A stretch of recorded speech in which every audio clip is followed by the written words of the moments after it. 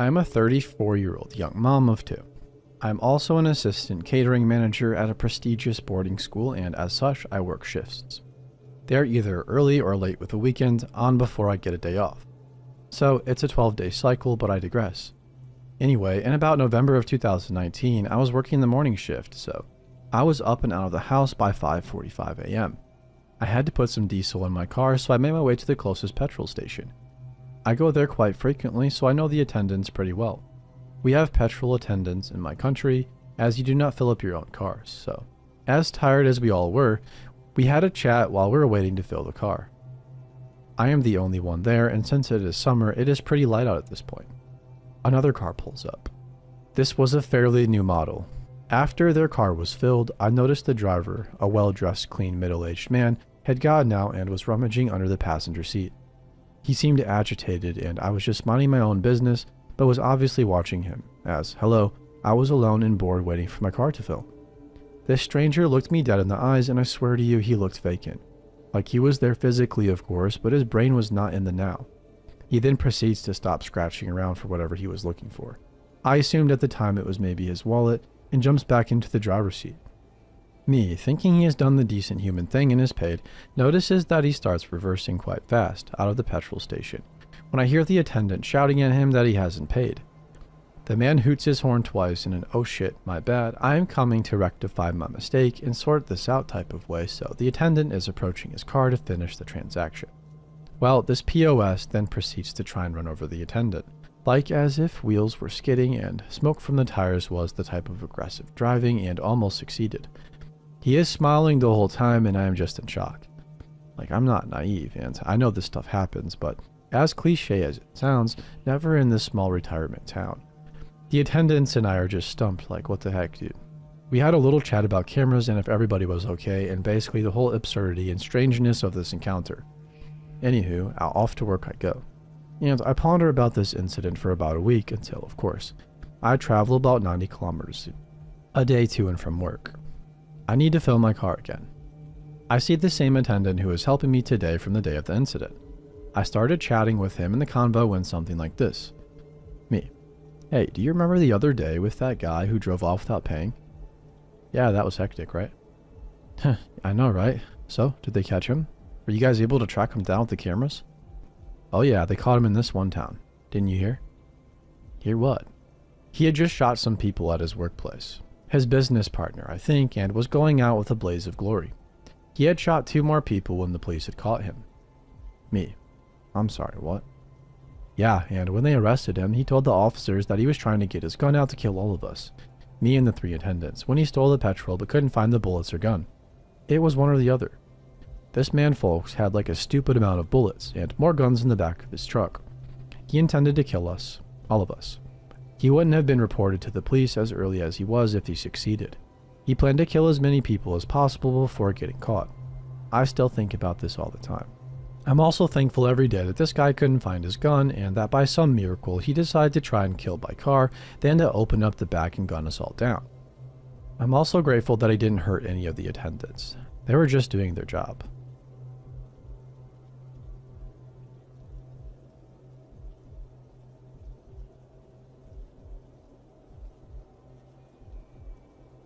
Hey, a long-time lurker. I figured I'd post about a weird experience I had when I was 17. I'm now 25. I'm a woman. Dress size 24 to 26. That will be kind of important later. I used to work at a popular plus-size women's wear store. It was my second job ever, and I worked there 3 times a week after school. I usually worked closing with my manager and 1 other woman. However, our manager would often leave around 6 p.m., and I would be there till about 8 p.m. with my coworker. I should mention here that I was the youngest of our team. Everybody else was in their 30s and 40s, and there was some internal mistreatment as a result. A lot of it was them speaking to me like a toddler and making snide remarks about my appearances. I had piercings and dyed hair, stretched ears, etc. I had 2 coworkers who I loved dearly. They were in their 30s and 60s. Fabulous people who were also alternative, but sadly the rest were competitive and mean-spirited. There was one particular coworker who I was closing with that night. She was very fend to yourself. With almost all of the staff members. She was very proper and religious, so she hated me, and she took everything super literally. It was about 7:30 p.m. and we were just starting to do our closing tasks. I was putting clothes away, cleaning tables, etc., and my coworker was behind cash. A woman came in maybe mid-50s, skinny, lanky, short hair, skin damage level tan, colorless eyes. I'm talking pupils and nothing else. Looked like she lived in a fire pit. She didn't say much at first, but made a beeline for the lingerie, which is where I was cleaning. She looks over at me a couple of times and I get the feeling that she's trying to steal. I subtly let my coworker know by using our code word in a sentence, and she notes the same thing. The evening goes on, but now under a more watchful eye. I kept an eye on the woman for about 15 minutes during this time. She would shuffle between racks almost like a crab, side to side, back always facing me, mutter to herself, and her hands would jaggedly and sharply move towards different items. She almost looked animated. Her movements felt unnatural. Eventually, she turned around to face me. She has a pile of lingerie hanging over her arm. She smiles wildly and says, "My wife and I had an argument, and she won't let me back into our apartment until I get her a gift. I'm thinking something that will benefit us both, if you know what I'm saying." It's at this point she nudges me. I, a nervous teenager, nervously laugh and ask her if she knows her wife's size, pointing out that she has grabbed multiple differently sized items. She ponders for a moment and says, "Well, you've got more brains than me. I don't know her size actually, but come to think of it, she looks a bit like you." As she's saying this, she begins holding up lingerie against my body, sizing me up. This made me very uncomfortable for obvious reasons. Any person touching me against my consent is a big no for me already, but especially in a sexually objectified manner, regardless of who they are. I take a step back, turn to my coworker, and give her the help me eyes. It was at this point my coworker shrugged and turned the other way. I could swear she was giggling at the situation. I realized I was now alone in dealing with this woman. I gently offered the alternative option, a bathrobe. A pretty safe bet and more flexible if it's oversized or undersized. Plus, you can return a housecoat. You cannot, however, return a lace thong. The shopper practically jumps at the ideal, still giddy and animated, and I start to think she merely had a lapse of judgment before. Boy, was I wrong. She takes the robe from my hands and goes, "Oh, this is perfect." But I'm still hesitant about the size. "Say, you guys offer try-ons, don't you?" We did.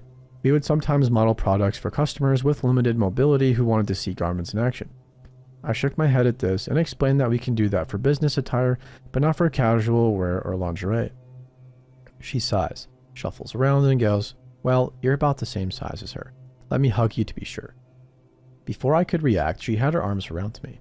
I froze. Couldn't feel my arms or legs. I remember my heart racing as she patted my lower back.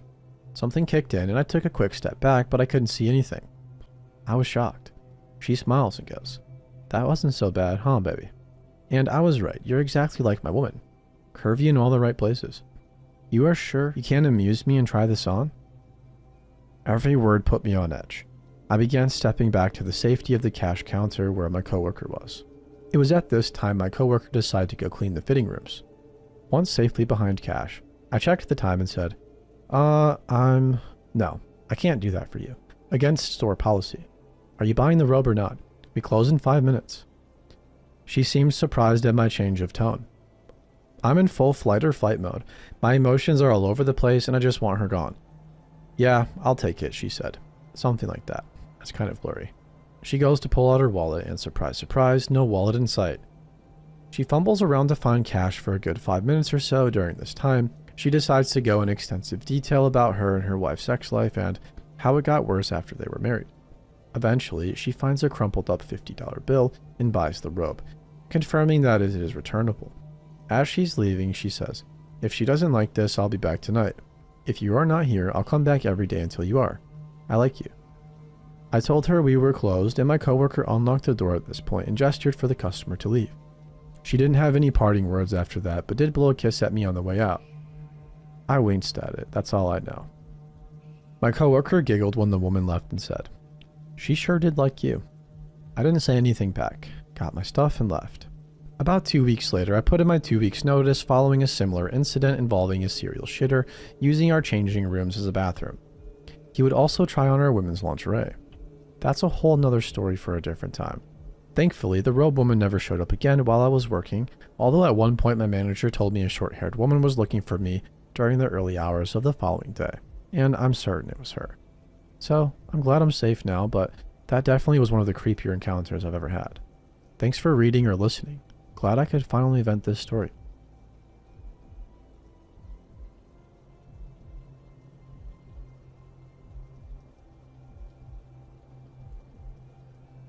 February 22nd, 2022.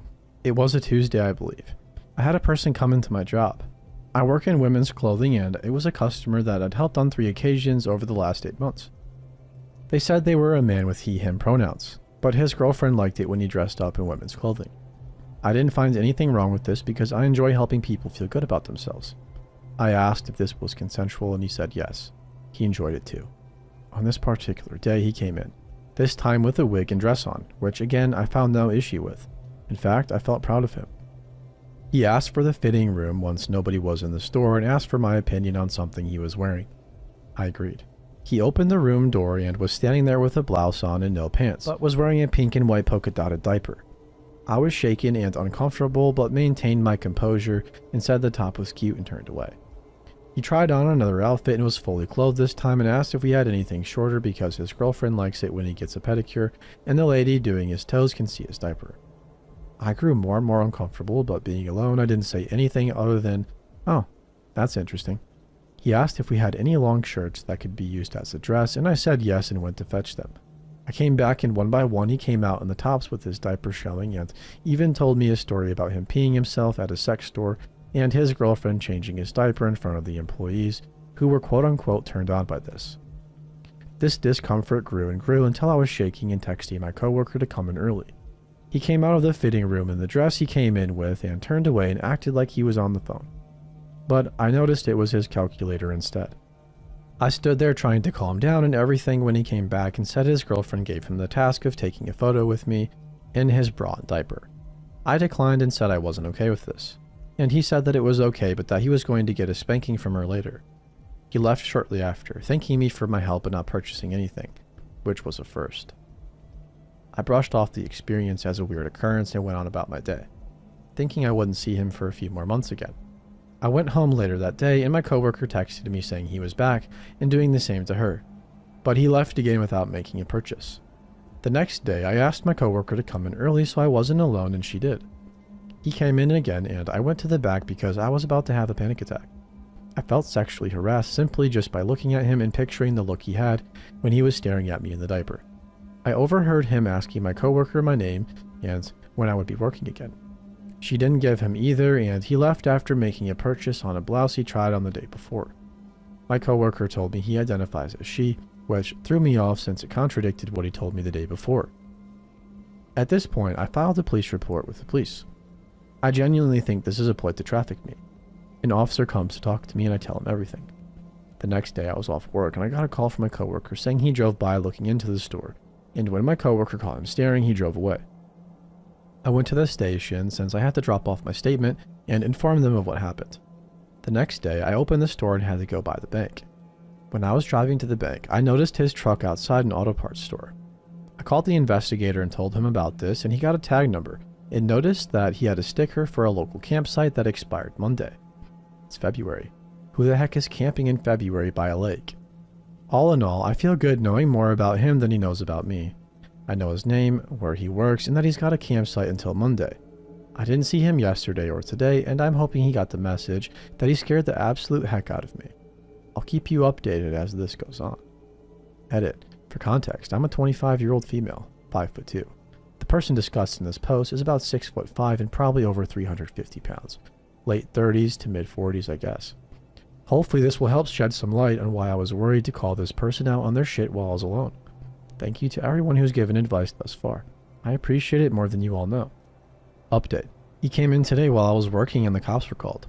He's been banned from the store and if he comes back he will be arrested. If anything else happens, I'll be sure to post it here. Thanks for reading and giving words of encouragement. I appreciate it more than you could ever understand. I'm proud to have stood my ground today for my store and my employees.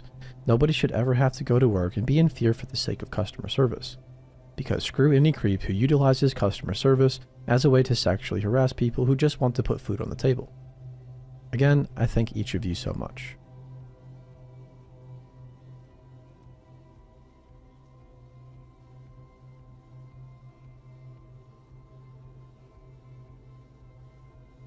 Hello, dear Reddit people.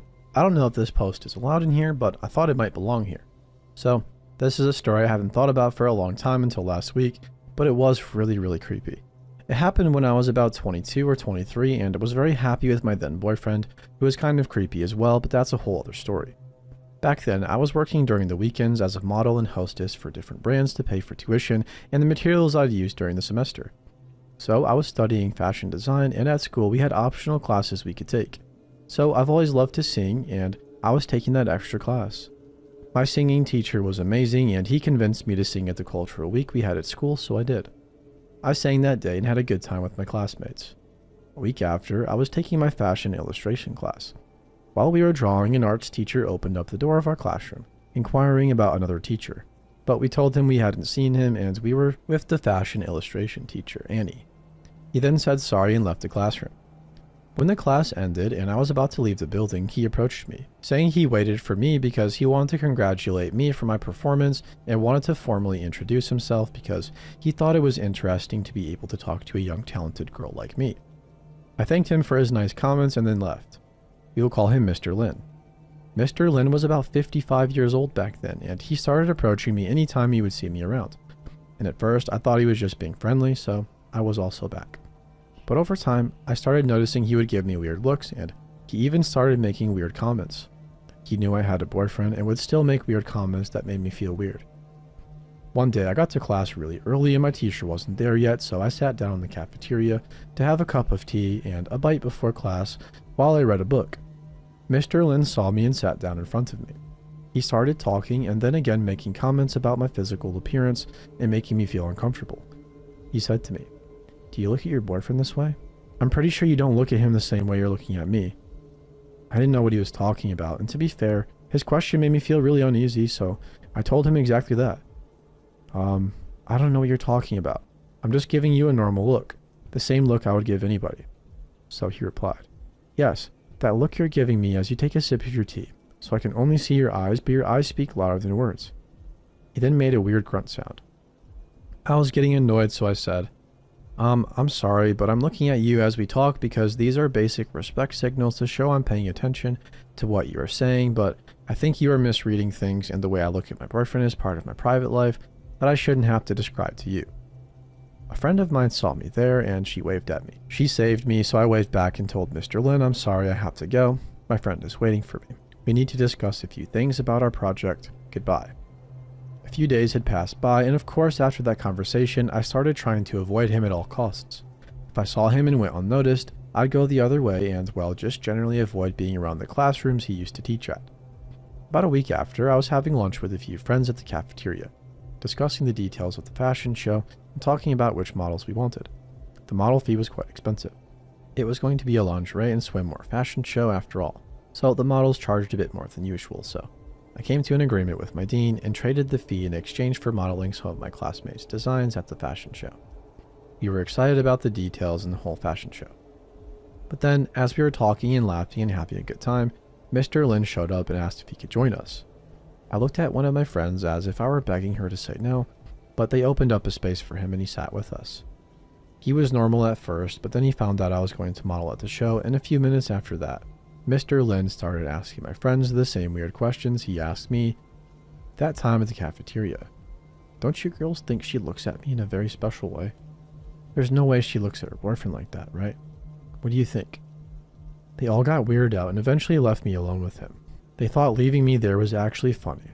How nice of them. When they left, the situation started getting more tense and uncomfortable. He kept on asking weird questions, and then he suddenly told me, "So, you didn't tell me you were modeling at the show. It doesn't surprise me since you're a very pretty talented girl. I'll definitely go see.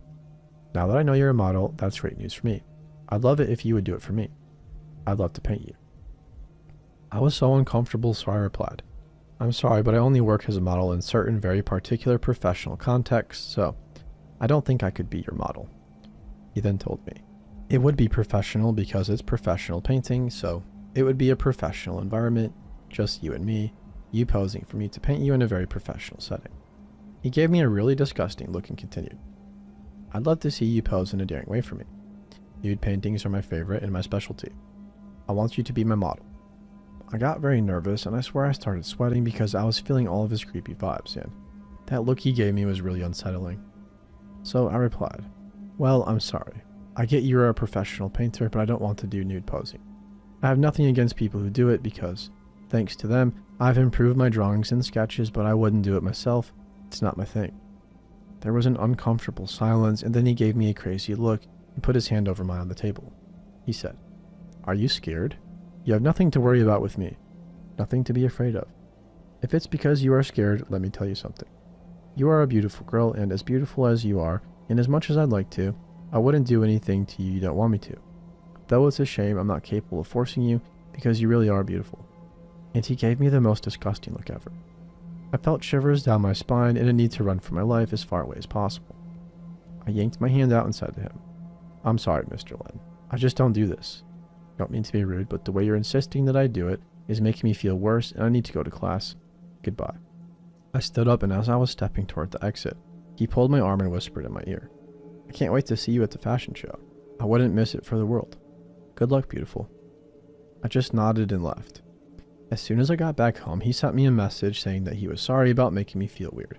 "But if you ever want to pose nude, I hope I'm first," he said. I sent him back a message saying I thought the way he was talking to me and my friends at the cafeteria was really inappropriate and made us all very uncomfortable, and I just wanted him to not approach me anymore, as we didn't have any business at college. He apologized and said he really appreciated my discretion about it, and he continued being still a bit weird, so I said goodbye and blocked him on Facebook. About 2 weeks after we had our fashion show, and guess who was there, staring at the models with a really creepy grin and disgusting facial expression? Yes, you guessed it, Mr. Lin. Thankfully, I told my boyfriend that week that I was scared of that teacher and that he might be there, so my boyfriend promised to pick me up and try to get there before the fashion show ended. But still, that didn't stop Mr. Lin from looking for me before the runway show started. A few friends told me he was looking for me, and I asked them to help me avoid him. Thankfully, he couldn't find me, and the few times I saw him around, I had the chance to either hide or pretend I was very busy with the models and my classmates, so he wouldn't feel confident enough to approach us. The creepy teacher, who basically admitted to me he fantasized about assaulting me and thought it was a shame he couldn't make that fantasy come true because he wouldn't be capable of forcing himself on me. Please, let's never ever meet.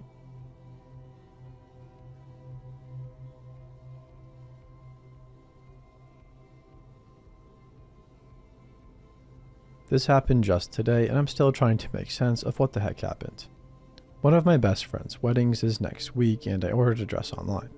The bride asked me to wear a peach-colored dress because she wanted me in some of the wedding photos and wanted everybody to match. The dress came, and I asked my boyfriend to take a photo of me so I could send it to the bride to make sure it was the right color. We go out on our balcony for the photo so the natural light could show the color best, and he tells me that my dress is kind of sheer. You could almost see the color of my underwear. Great. I head out to the shop for either a slip or a new dress. So there I am in the underwear section looking for a slip that will work with my dress, and I notice an older man looking at some lingerie. Think like a 60-year-old Al Pacino looking man, but taller. Not that weird. Maybe he was buying something for his wife or girlfriend, or maybe he wanted to wear it himself. Doesn't matter to me, so I go on with my browsing. He kept looking over at me and we met eyes, so I gave him a standard closed mouth smile that everybody does. Apparently to him, that was an invitation to come over and talk to me. He introduces himself and asks what I'm shopping for. Odd, but I tell him I'm looking for a slip for my dress. Then he asked, "Well, how much do you weigh?" I thought possibly he was shopping for a woman and she was my size. Best case scenario that I could come up with. I replied with, "You should never ask a lady how much she weighs," in a joking sounding voice. I'm creeped out, so I say, "Nice meeting you," and try to go on my way. Then he loudly says again, "I asked you how much you weigh." Being shouted at by a stranger stunned me, so I stared at him for a second and then told him that I had to go. He then told me, "No, you stay right here. I'll be back." Naturally, I took off to a different part of the store, hoping that I wouldn't see this weirdo again. I should have just left. Not the case. He found me, holding an extremely skimpy piece of red lingerie. I start to walk over and he grabs my arm and holds the lingerie up to me and tells me that I would look beautiful in it. I straight yelled to him, "Back up." That attracted a lot of attention from other shoppers, and an employee came over to see what was wrong. I just said everything was fine, and then I proceeded to leave the store. I just wanted to go home at this point. I stopped at the smoothie shop across the street since I told my boyfriend I would bring smoothies back home, and when I came out of the shop, guess who was leaning against my truck? You freaking weirdo. He was holding a gift bag now. "This is for you," he says. I told him to get off my truck, or I will call the cops. He then tells me that buying a gift for somebody isn't a reason to call the police, but I told him that harassment is. He calls me a bunch of names and then tells me that women like me are the reason nice guys are always rejected, and that he hopes I have a gun at home so I can protect myself. He opens up my backseat door and puts the bag in and leaves. I took a photo of the car he drove off in and called the non-emergency police line. Unfortunately, they didn't have much to go on. I was just worried that it would turn into a stalker situation. Maybe I'm just paranoid. What was in the bag, you ask? The red lingerie and a graphic note about what he would be thinking about me in it. Gross.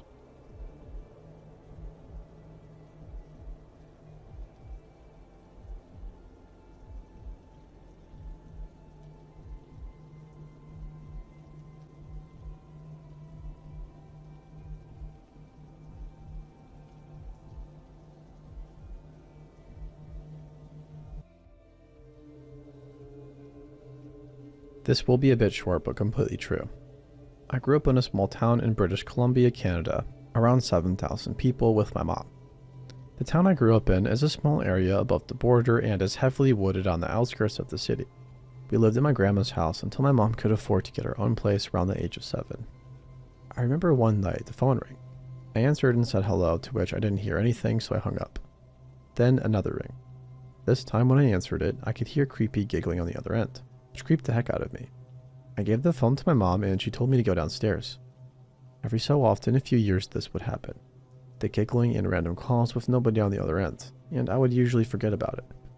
By the time I was 10, we had moved to a few different places in town, and I can't remember if it happened or not for a while, so I'm assuming it didn't. One night I was watching TV before bed and the phone rang. I answered to someone on the other end, saying my name in a weird whisper, and ran crying to my mom. She answered, and I can remember her saying, "Okay, you need to stop this." I can't quite remember what happened after. All I can remember is going to sleep. That night, I woke up to tapping on my window. I remember being too scared to move. Through the small crack, my window was open. I heard the whisper again, saying my name. "Maddie." I freaked the heck out. I took a few seconds, which felt like hours, to muster up the strength to run to my mom. She said I was having a bad dream, until she checked out my room and immediately called the police. The police showed up and caught a man hiding in the thick trees lining the yard. My mom had to have a big talk with me and explain that this man is my biological father and is mentally disturbed. The call stopped for a few years, but have happened since, only a handful of times. I'm now 18, and honestly, they don't disturb me as much as they used to. To my creepy biological dad, I will beat your ass if you come near me.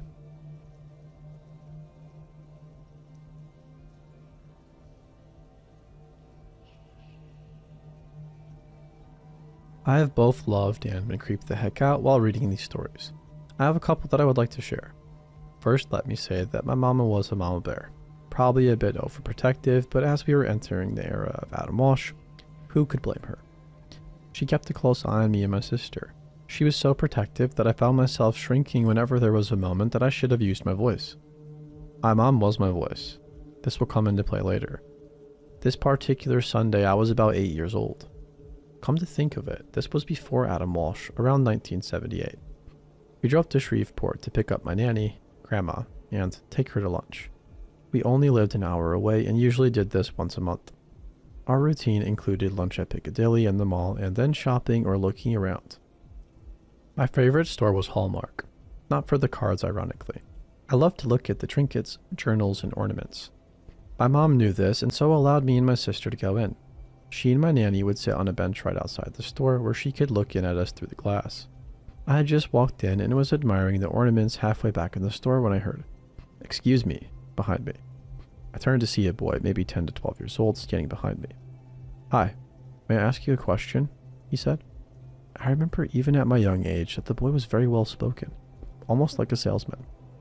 His accent was not from the South. It sounded Midwestern or possibly Northern. The boy in general would not have been strange except when I looked at his face. He had a black eye and lacerations on his cheek covered with a band-aid. This boy had been beat up severely. He must have seen my shocked expression as he immediately said, "Yeah, I'm sorry about my face. It was an accident." He then quickly goes on to ask if I could help him find a card for someone's birthday for him or something to that effect. I remember turning around and looking outside of the bench toward my mom.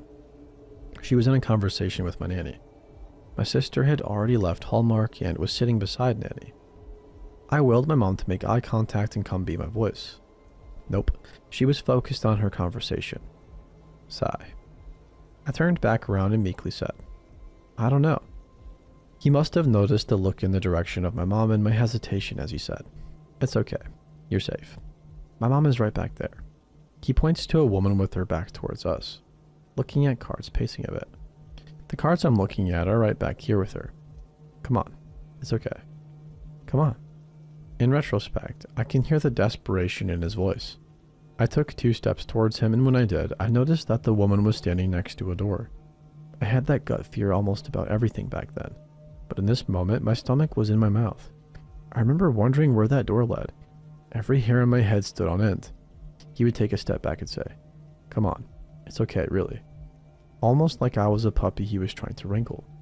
I was only 8 years old, but there was more than desperation in his voice now. There was fear. Something wasn't right. We were about 8 steps from his mom now. I immediately turned toward the mall exit and threw out a very frightened, I've got to check with my mom. I remember the with my mom part. I was already out of the mall and headed towards her arms. I was in her lap in 10 seconds. She asked if I was okay and I just said, yeah, that boy was trying to talk to me.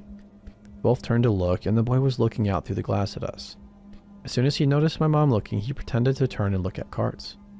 My mom just said, okay, you're alright, and turned back to my nanny in conversation. It was true. I was okay then. I think she just thought I was being shy and scared, which was usually the case. I saw the boy go back and talk to the woman or his mom. She did not look happy. I could just see fear coming off of him. She sent him back out into the store and turned back towards the cards, still standing near the door. In my adult brain, I realized that she was off, just like the boy. She was pretending to look at cards. She would occasionally glance back at the boy. I saw him go up to a couple of more people and talk. I can't remember if these people were kids or not. This could have simply been a situation where she was trying to get her son to open up and approach others in conversation. But everything in my gut tells me that she was using that boy as bait to abduct other kids. And had I gone back there with him, they would have tried to usher me out through that door into a waiting car. Then maybe I would have been bait in the future. I never told my mom about the entire incident. I knew her. She would have said, honey, you should have said this to him or you should have come and gotten me. I was already ashamed that I would chicken out in moments like that. I wonder often what happened to that boy. I can still see his face. Dark eyes, olive skin, dark hair. Clothes slightly disheveled. I remember looking on the news to see if there were any abductions, but I also remember his accent. He was not from our Texas or Louisiana area. He could have been taken from anywhere. There were no Amber Alerts back then. A little beat up boy in Hallmark. I remember you. I wish I had used my voice to possibly save you. I'm sorry I was too scared. I hope you are safe.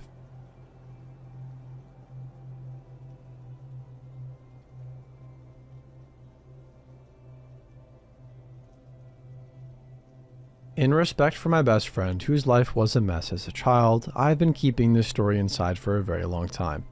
I'm going to be completely honest, I've never even spoken a word to my mother. At first, it was fear of getting social services involved. Then, after they got involved anyway, I guess too long had passed and I just figured she never really would benefit any from knowing. This all happened when we were 11 years old. I'm 29 now. It all sort of feels like a surreal dream. This feels like the appropriate place to get it out. Names changed, of course. When I was in elementary school in Canada, that's K through 6, I was an awkward child. I have high-functioning autism, and while my grades were great, my social functioning was lackluster. Still is, if I'm honest. This left me with a fairly small, very colorful group of friends. 2 of the closest are Jesse and Katie. I came from a fairly overprotective household. My mom watched me like a hawk, and thus I was a naive kid. I didn't really understand that a lot of the oddness and dysfunction that would come out of my 2 friends had to do with problems at home. We were never allowed at Katie's house. I think her mom was extremely overweight to the point of hardly being able to move, and she was embarrassed of it. Jesse's house, however, was only a few blocks away from the school. We ended up there a lot. Her parents were divorced, and her mom was deaf and mute. My mom and her would communicate through notes, and I would go over while she at first would always seem slightly erratic. There were no real red flags. When we first started going there, Jesse's mom was living with her boyfriend as well as her boyfriend's parents. Everybody in the household was deaf with the exception of Jesse and her younger brother, but both of them had limited hearing. I think for the first year or so we were there, the boyfriend's parents kind of kept everything from getting too out of hand, but it was pretty clear it was a dysfunctional household. After they moved out of the house, it was just Jesse's mom and her boyfriend. They would often lock us in the basement and I would spend the night. It was a full apartment, so we saw it as fun freedom. But the one time they forgot to lock it, we walked in on them doing something under the table with needles. Again, we were too young to understand, but we did understand that we walked into something bad. From this point on, we would be designated to spend our sleepover nights in her garage as it was furnished with carpets and couches. The issue with this was Jesse's mom always kept the door locked so we wouldn't interfere with their activities again. So when one of us had to use the washroom, we would have to knock on the basement window until Jesse's little brother would hear and let us in through the basement window to pee. Another issue being, he was hearing impaired. Thus, sometimes it would take a literal hour of absolute banging on that window. We were young, and this felt as close to freedom as you could get. We didn't really understand why or that it was wrong or dangerous for Jesse's mom to do this, and I never told my mom. It kept going on. One night, we were doing our normal sleepover playing Pokemon Gold, trading and battling with link cables, and waiting for Jesse's mom to bring out the oven pizza that she said she was cooking us hours ago. It was about midnight, no bedtime in that house, and Katie said she really had to pee. She was trying to wait for Jesse's mom to bring in the pizza so she could go through the door, but she couldn't hold it. She goes out by herself to try and rouse Jesse's little brother Aaron. We were expecting it to take her a little while, but to our surprise, she comes back extremely quick, locking the garage door behind her and latching the lift door. She looks really startled. She tells us that she was knocking to try to get Aaron's attention when she hears a rustle from the bush next to the gate going to the front yard. It takes her a minute to realize what she's looking at, but standing about 5 feet from the gate, 15 feet from the window Katie is at, is a tall man dressed completely in black. She said it seemed like he just appeared out of the darkness, or like he was waiting for something. He asked her if she's managed to lock herself out while slowly taking a step towards the gate. As she gets up and takes a step back, his pace quickens towards her and she sprints back to the garage. At first, we thought she was just shifting with us. We laughed and told her to stop messing around. Then we heard it. Hard twisting of the locked doorknob. Then worse. The sound of scratching metal against the knob. He was trying to pick the lock. We stood in absolute fear for a moment, then grabbed the only pathetic things around we could use to try to defend ourselves. Then it just abruptly stopped. There were no windows in her garage and no peephole on the door. We couldn't see what was going on. We waited for about 10 minutes, having no idea where the man was, if he was still out there, where her mom was, or where that freaking pizza had gotten to. But we were like sitting ducks in there. He had clearly failed to pick the lock, but who knows if he would try or what he would try next. Now this is stupid, but we were stupid freaking scared children. We grabbed our weapons, which consisted of glorified sticks, and we left that garage. At first there was no sign of the man. We moved towards the downstairs window and started slamming on it, screaming and pleading for Aaron to open it. Again, that's when we heard it. It was an almost sing-song, mocking voice that rang out. Well, hello again. 3 men, all in black. The one in the middle had spoken. They made a move forward. We once again sprinted back to the garage. This time, they just straight tried to kick in the door, all 3 of them stomping and kicking. It was close to giving in, and then everything stopped. Jesse's mom had come out the back door, pizza in hand, and startled them. She ran back inside and got her boyfriend and his 2 other friends. Users travel in packs, and they were able to chase them off with some actual weapons. I'm guessing we were still inside the garage. We could honestly just hear it. The adults stayed in the backyard all night, weapons in hand. One person even sat on the roof with a compound bow. Night turned to morning and it all settled down. We never stayed at Jesse's house for sleepovers after that. She was put into the care of her grandparents shortly after. It took me a really long time to actually grasp what happened that night, but considering they never called the police, I'm fairly sure we almost got literally murdered over some drug debt Jesse's mom had. Literally can't imagine the evils that could have gone on that night if fate wasn't on my side. Something tells me those 3 men were way too happy to find children to take as penance, and it would hardly have just been a straightforward murder. Still makes me shudder.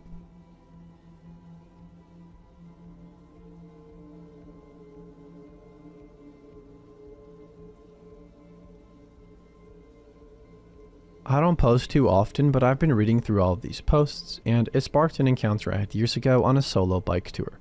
It was the spring after I graduated college, 22 female, and didn't know what I wanted to do with my life, so I decided to take a pause and ride my bike down the coast from Canada to Mexico. I was pretty nervous to be going by myself, but for the majority of the time, I felt safe. Halfway through or so, I got pretty comfortable with sleeping alone in fairly empty campsites, parks, etc. There were even some stretches on the trip where I rode with other bike tourists. This one encounter, however, brought my guard back up for the remainder. I was halfway down the Oregon coast and was a mile or so from the campground I'd planned to stay in for the night.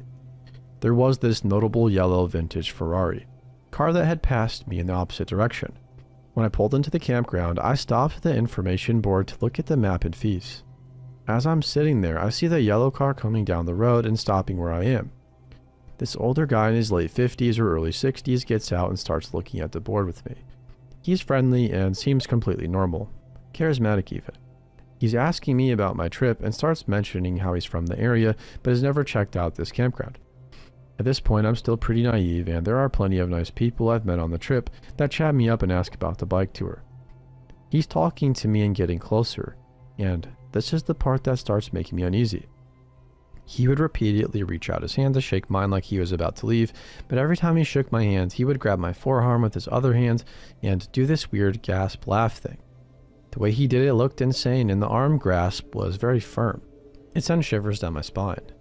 Then he drives into another topic and repeats this freaky handshake maybe 2 more times in between.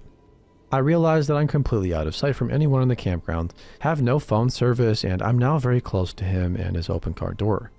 There's a knot in my stomach. I'm on the verge of tears, and my voice is shaking with every response. At this time, I didn't even know why, but something felt very off about him. I finally speak up loud, hoping somebody can hear me, and tell him I gotta get going. Run to my bike and speed to the campground.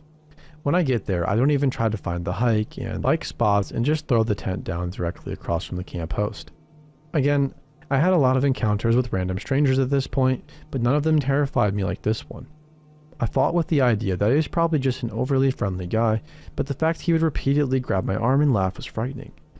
All in all, most people I met were very sweet, and it made me very trusting of others. Even if he were harmless, his actions were a good reminder that I had to be mindful of my vulnerable situation and be more alert.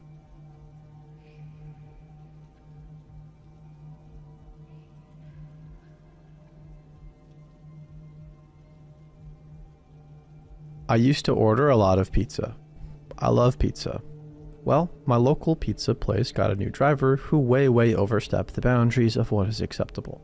He tried to force his way into my home to share dinner with me, and just general creepy behavior. So I stopped ordering pizza. Well, really, I never noticed anything. I have a security system, so I figured all is well, and I never check it really. About 2 months after the pizza incident, I hear scratching at the side of my home. I figure it's animals. I live outside the city, so there are animals usually looking for a place to nest. There was a big fresh coating of snow. So I do what I usually do and let my dog out. He is a huge 120-pound King Shepherd ex-Maremma, and he just bolts out of the door. Again, not unlike him when there's an animal outside. But around 20 seconds later, I hear screaming and swearing, then screaming in pain and terror. You scream for my dog to come back, he does. He is a good boy, and I call the police. Well, they do a search of the outside of the house. What they find is blood, lots of it, and pry marks at the side of it. We go through the footage, and sure enough, there's a person who is trying to force open the window. The dog charges him and tears up his ass and leg pretty bad until I call him back. He gets up and limps off my property. Well, at the front of my property, the entrance to my drive, I have a camera. It's well hidden. I get the guy going to his car and his plate. The cops take it and go to the hospital. There was a lot of blood and the person would need medical attention. Well, the guy said, "Oh, I was trying to surprise my girlfriend and I fell. Man, I am a widow. I never plan on dating again for the rest of my life." But they come back to my house, tell me this, and show me a picture. Surely enough, it was the pizza guy. They found rope, duct tape, a camera, and a knife in his car. So, take that shit seriously.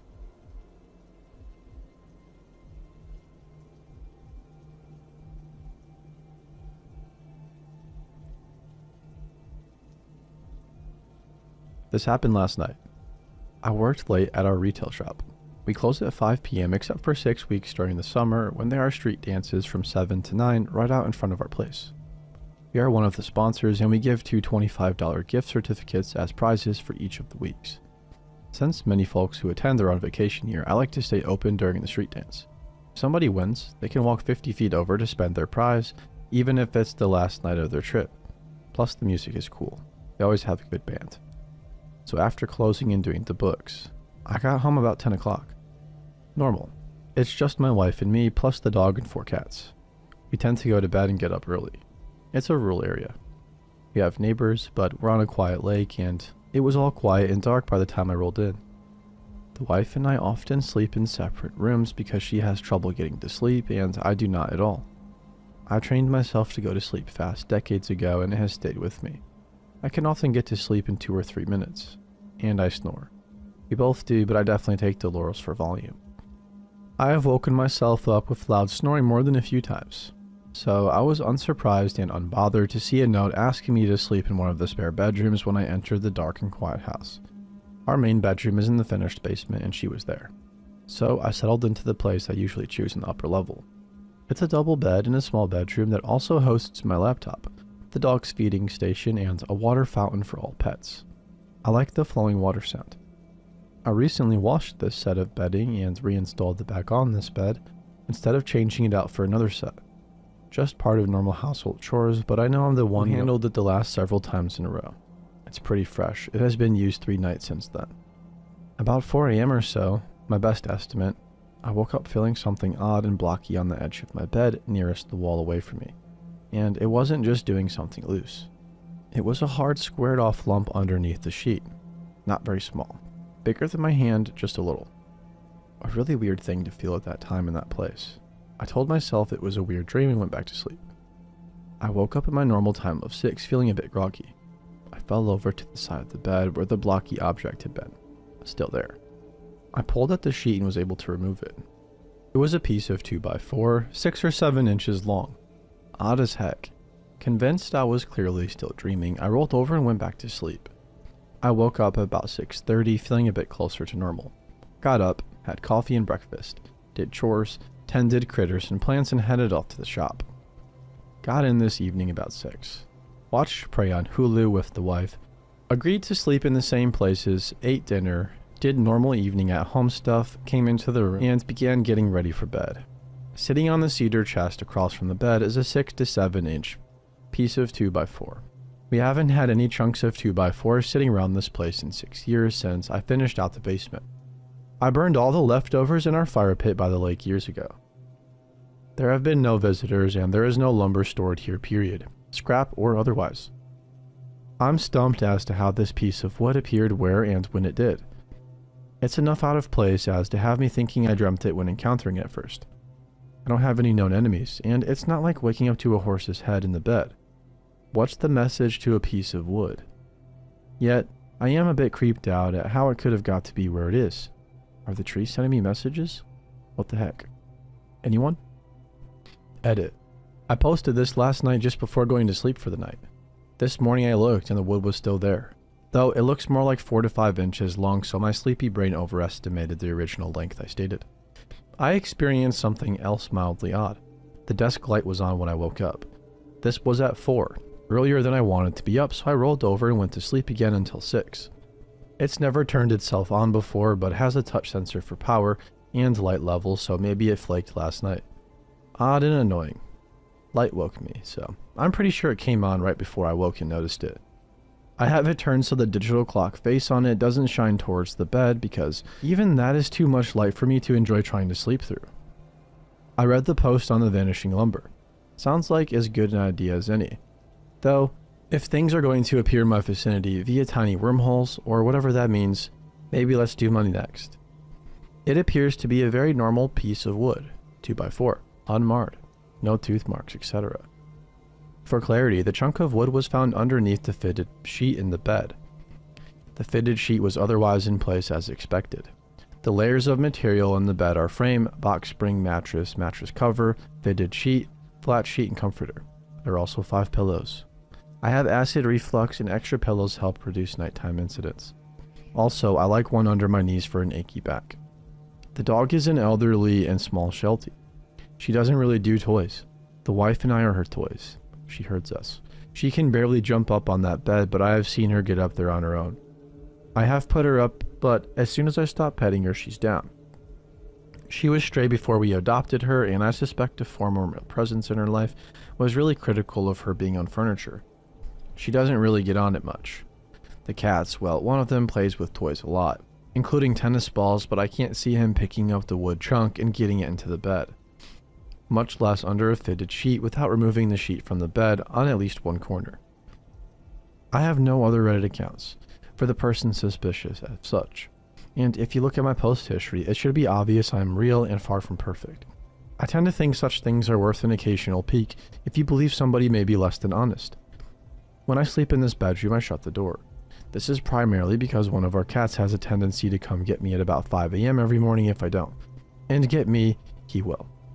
It is an emergency. There is less than 1/3 of the food left in his bowl. How could I be sleeping through such a crisis?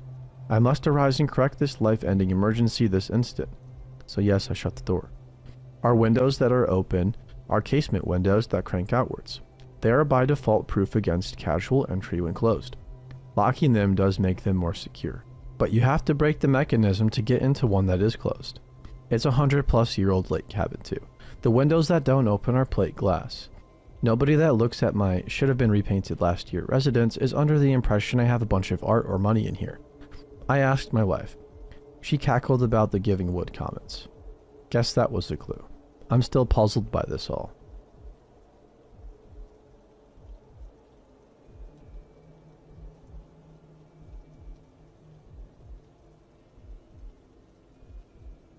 I'm sorry if this is long and reads like a fever dream. This happened on my 19th birthday. I was living in Vermont on a mountain away from home as a working student on a massive horse breeding farm. It was February and obviously very snowy. We left a multi-day out-of-state event in the evening to head back to the farm. I was driving my own car, a sporty old coupe, but front-wheel drive, with new sales rep as a passenger. We are both women and she was maybe 25. The other working students were riding with the boss in the big rig or with another who was driving her van. We convoyed with everyone else until about 12 a.m. when the trailer had an issue near Albany, New York. We had encountered snowfall all night as there was a blizzard going on, but it was now getting bad around this time/area. The boss told me and the sales rep to keep going so that we could make it back for morning chores in case they didn't. The barn manager was the only one who stayed back at the farm. We knew she slept like a sloth on tranquilizer and she was expecting to have the day off since we would all be back. Everybody else stayed so that there was enough hands to unload the horses if needed. The rest of the trip, around 3 a.m., the sales rep and I reached the back roads to get up the mountain to the farm. At this point, there was about 4 inches of snow on the roads. We kept having trouble getting up hills and tried every route we could think of. I didn't have a lot of gas left and we were tired and getting nervous. The sales rep suggested another route she thought she knew and I figured why not. I had never been this way because I would simply drive the same way down the mountain to go to town on my day off. We got pretty far with this other road, but snow was still falling and I was having trouble with the hill again. At this time we saw a house, extremely far and few between, in that area. And I was able to pull into the bottom of the driveway. It looked like they had a truck up there and there was a light in the window. So we decided that we should knock and ask them if they could drive us to the farm. I know this sounds totally nuts, but everybody knew of the farm and the boss had been there forever and seemed to know everyone personally. Plus, we were together, so we figured it would be okay, and it would hopefully be a nice man who knew our boss. Of course, this is where it gets weird. We are walking up, and suddenly a dog starts viciously barking and lunging at the end of a very short, heavy chain that is attached to a tree in a blizzard at night. This startled the heck out of us, and obviously we didn't like it on an ethical level even, but the house was only a few yards away now, so we sprinted to it. We get to the door, and right as the sales rep is about to knock, I grab her hand now because that we're close up and not chatting or dealing with a scary dog. I notice the door is only a piece of plywood on hinges and the little house is a crappy looking shack. Basically like they built their own permanent shelter but didn't have the skills to do it nicely. Meanwhile, the dog is still barking and lunging on the chain. She sees what I see and we decide to back away and then end up running to the car because it was just one of those redneck properties that you imagine wouldn't appreciate visitors. It snapped us back into our senses that there could be multiple men inside or something dangerous, so especially considering the dog situation. I managed to drive up that hill that was giving me trouble before, and as we get going, we see a herd of mini horses run across the road in a line and jump into the woods. We had a good idea. Maybe not the best, considering what just happened, that if we found a farm along this road, it could be their horses and they'd be grateful for our help, catching them and driving us home. Not long after, we came to a well-kept little farm, and the road was a dead end right after. The sun was starting to come up now. We leave the car on the road and walk up to the house, which isn't set far back at all. We knock endlessly and nobody answers. Just as we started to walk back to the car, the sales rep spotted something running up the road. It's the dog. We ran like heck to the car and got in just in time for the dog to jump around the outside of it, biting the mirrors and whatever it could get a hold of like he was deranged. To be clear, I love dogs. We lived with the manager's pit bull, and I've now been working with dogs in many settings, including shelters, for years. I have had bites and have worked with court-declared dangerous dogs. I have never seen one in person as aggressive as this before or since. We got the heck out of there, and I drove as fast as I safely could away from the dog. We didn't see anything else on the road or glancing down the driveway of that shack driving past it again. When we got stuck on the next hill, we simply parked at the end of another driveway and sat there. My gas light was on and we were using the battery to run the heat. We were completely delirious, just laughing and crying while keeping on the lookout for the dog or a crazy man. Eventually, around 6:30 a.m., we saw a plow truck coming and got to flag it down. He knew our boss and gladly plowed our way home. I really do believe someone sicked the dog on us because the chain was so heavy and we were almost a mile up the road when it got to us. We also had been watching the mirrors as we left the shack because we were so freaked out already. Whether they thought they were going to break in or were just mad that somebody came up to the driveway, we'll never know. I'm just glad it was an almost creepy encounter with whoever lived in the mountain shack.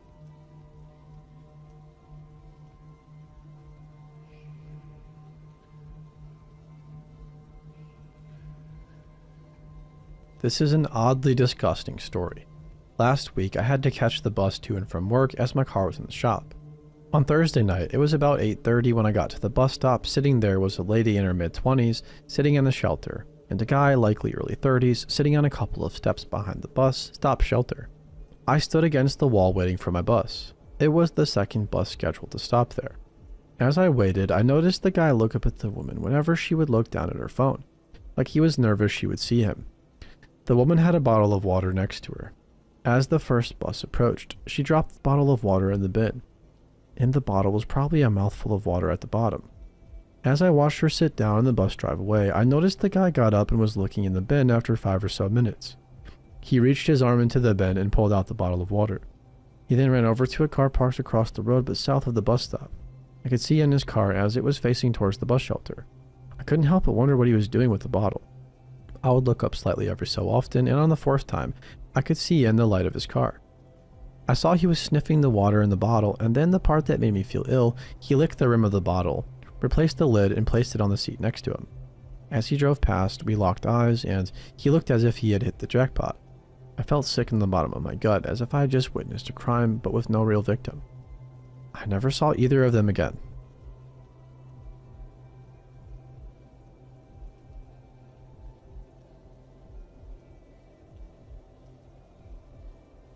Okay, so this is long, but there's a lot of info. So, my mom is newly widowed, October, and had been with my dad for 48 years. She still looks great, is classy, and has always been faithful to my dad, and because of this, has always had a line of guys interested in her, including this one. I'll call him Todd. Todd has known her and my dad for years through a local watering hole they all went to. Not together, and they were friendly from there. He finds out my dad had passed away recently, so a month ago, Todd started showing up to my mom's work. She works at a local store as a cake decorator. He initially comes in and talks to her, which isn't out of the ordinary. She has many customers who come talk to her regularly, but this time Todd says some things that let us know he has been looking for info about her online. He first says, "You're 65. And she says, "Yeah," kind of confused why he's saying that. He then says, "You were born on such and such date." And she says, "Yeah," still confused. Then he says her phone number. From then on, he began contacting her a lot. She didn't think much of it at first, but even those are major red flags in my opinion. Todd starts coming to her work more regularly, calling and saying, not asking to come over too. She would say no, but he would still show up and be super pushy about things. When he would show up, she would let him in but say, fine, but you can only stay a half hour, etc. He would come in. They would talk and sometimes have a drink, and she would tell him it's time to leave. This continues for a few weeks, and then I come home to visit. My mom hadn't even told me about him before this, and then she comes home from work one day and is noticeably worked up. She said she has a friend coming over and it is a guy. I laugh and say, Mom, it's fine. I know my dad would have been okay with it and wouldn't have wanted her to wait. He would want her to find somebody and be happy. She said they aren't dating or anything, but warns me that the other guy often acts like they are a couple even though they are not. So Todd comes over, and sure enough, he does just that. I'm confused initially, and by the way he is acting, it seems like they have been dating for a few months, and I'm wondering if my mom was just afraid to tell me. She's acting weird, but I can't put my finger on it. She keeps saying in front of him that he acts like they are a couple even though they aren't. He just laughs it off and tries to grab her hand, or put his hand on her leg. Then she goes into another room, and he tells me how nervous he was to meet me. He starts crying, and I think for a moment he is going to ask if it is okay to propose, because he is so serious and going on and on about how much she means to him. He tells me that my mom was sobbing to him, and he hugged her, and that she just sank into him. It was creepy AF. Of course she is going to be sobbing because her husband of 48 years just passed away, and my dad adored her. He also makes some alarming comments like saying my mom spends too much money. She really doesn't and hasn't had a lot her whole entire life, but she is better off now financially than when my dad was here because of a few different things. My parents only recently, as in within the last 5 years, purchased their first house. He also tells her privately that she is not allowed to go out with my daughter and me that weekend. I find this out later. Needless to say, I'm not feeling good about him, and I'm lost at this point, and fuming because I don't know when this all took place. I also need to add that Todd used to work with my husband. I wouldn't have even known as I didn't initially recognize the name, but my mom mentioned it to me. So I called to ask him about the guy, not even telling him why at first, and he instantly tells me he is a snake in the grass, untrustworthy, manipulative, and vindictive. He goes on to tell me that the guy was fired for stealing company time, and reminds me that he has told me about him before. About 15 years ago, Todd told my husband at work that Todd would be married to my mom if it wasn't for my dad. I then remember the conversation and how we all laughed and joked about it back then. I'm also very concerned at this point because I realize he had had this obsession with her for over 15 years now. So I don't address it with my mom that night because I want to collect my thoughts and don't want to hurt her feelings. The next day, she has a hair appointment, and Todd had heard her talking about it. I come back from the store and Todd's vehicle is in the drive. I'm not happy at all about it. I go in and he's there talking and standing with her in the kitchen. She tells me right away that he just stopped to see her hair real quick. I find out later he just showed up without calling. He also kept asking questions and seemed a little too interested in our St. Patrick's Day plans that first night. We were going to meet up with my grandpa and go out for a bit as we are Irish and it is a big deal in our family. I could see he was taking mental notes of what we were saying when we talked about it. So it wasn't surprising when he brought it up the next day at my mom's. I made it a point to barely say anything, and he left a few minutes later. He leaves, and I tell my mom right away that he is not freaking coming with us the next day. She immediately says okay, and that she doesn't even really like him that much anyway, so she's fine with that. To my relief. Then he knocks at the door again and walks in and says he left his phone here. My mom says he couldn't have left it anywhere but the kitchen because they didn't go anywhere else in the house, but he makes a weird point of saying it must be on the couch when they were in there, and sure enough, it's there. Even though my mom swears they didn't even go in there. They are right next to each other, and he easily could have set it there real quick while talking to her. I almost felt as though he was listening outside, but I can't be sure. So he leaves, and I explained to her what my husband said. My husband was very concerned, mind you. To the point he said we needed to contact her work because Todd would try to get her fired as well as contact the police and let the neighbors know. I am very concerned for her safety at this point. She trusts my husband with her life, so she takes it very seriously and says okay. She goes on to tell me she'd only been talking to him for a few weeks and that he kept stopping by even though she would tell him not to. She did kind of like him but wasn't really invested or anything like that, and I think honestly she just liked having somebody to talk to. She tells me that he was going through a divorce, but they hadn't finalized it because he was still on her insurance. I get that, but then he tells her that he just went to a lawyer to finally get it done. She tells him, "Well, I hope that isn't because of me or anything." And he tells her, "Well, I already paid $5,000 to the lawyer." It makes her feel obligated to him. I also find out from my uncle that he had a run-in with him. The very first week they were talking, Todd got my mom some tires for her car. She paid for them, he just picked them up. He drops them off and my uncle is shoveling the snow in her driveway. Todd comes up and doesn't even say hi or ask him who he is, but just says, "How old are you?" in a weird way. My uncle tells him and then explains how he is related. Todd doesn't respond and walks off into the house. When he comes back out, my uncle says, "Thanks again for doing that for her. We really appreciate it." Todd doesn't even acknowledge him and just gives him dirty looks, like he is jealous. I also find out that Todd told my mom some ridiculous story about my dad offering to do drugs with him at the bar, knowing my mom is against that kind of thing and she obviously can't question my dad. It is like he is competitive with my dad, who isn't even here, and it infuriates me that he would badmouth him and say something that I know isn't true. So that brings us to St. Patrick's Day. Todd shows up to her work again and just says, "Give me your keys, I'm gonna wash your car." My mom says, "No, you can't take my car." He has never driven it before. He is just this pushy and presumptuous. She tells him he can't go with him that night and he can't come over anymore and can't call. She goes on to explain that we don't think he is good for her, that my husband is concerned, and that she wholeheartedly trusts him, so that he is to not contact her anymore. She calls me to tell me this. And while I'm on the phone with her, I start hearing somebody pounding on the door. It's him, I find out, but I don't answer. I'm not sure how it was even possible to get there that fast. He knocks for 15 minutes and then leaves a note in the door for me to call him. I don't call but text and tell him I got the note, but don't feel we need to have a phone conversation about anything. I tell him my mom explained the situation already. She doesn't want to see him anymore and he needs to respect that. He responds saying he deserves to know who said what.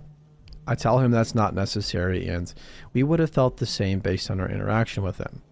I failed to mention earlier my daughter was also there when we met and realized she knew him.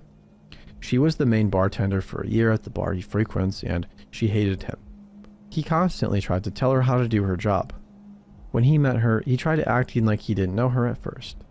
He pleads with me to speak to him on the phone and I say it's not a back and forth discussion and he needs to respect that. He then goes on and says he thinks it's all BS and that nobody said anything at all. I tell him I will do everything in my power to make sure he stays away at this point, that we have notified his work, neighbors, and the police. He continues to call that night. We have not heard from him directly since then, but he sent a mutual friend to my mom's work to let her know that Todd said he won't bother her anymore, but that if she wanted to call him in a few weeks after everybody settled down, she could. This worries me that he is still holding out hope. It also worries me about what will happen when I leave tomorrow. He knows I am leaving tomorrow as well.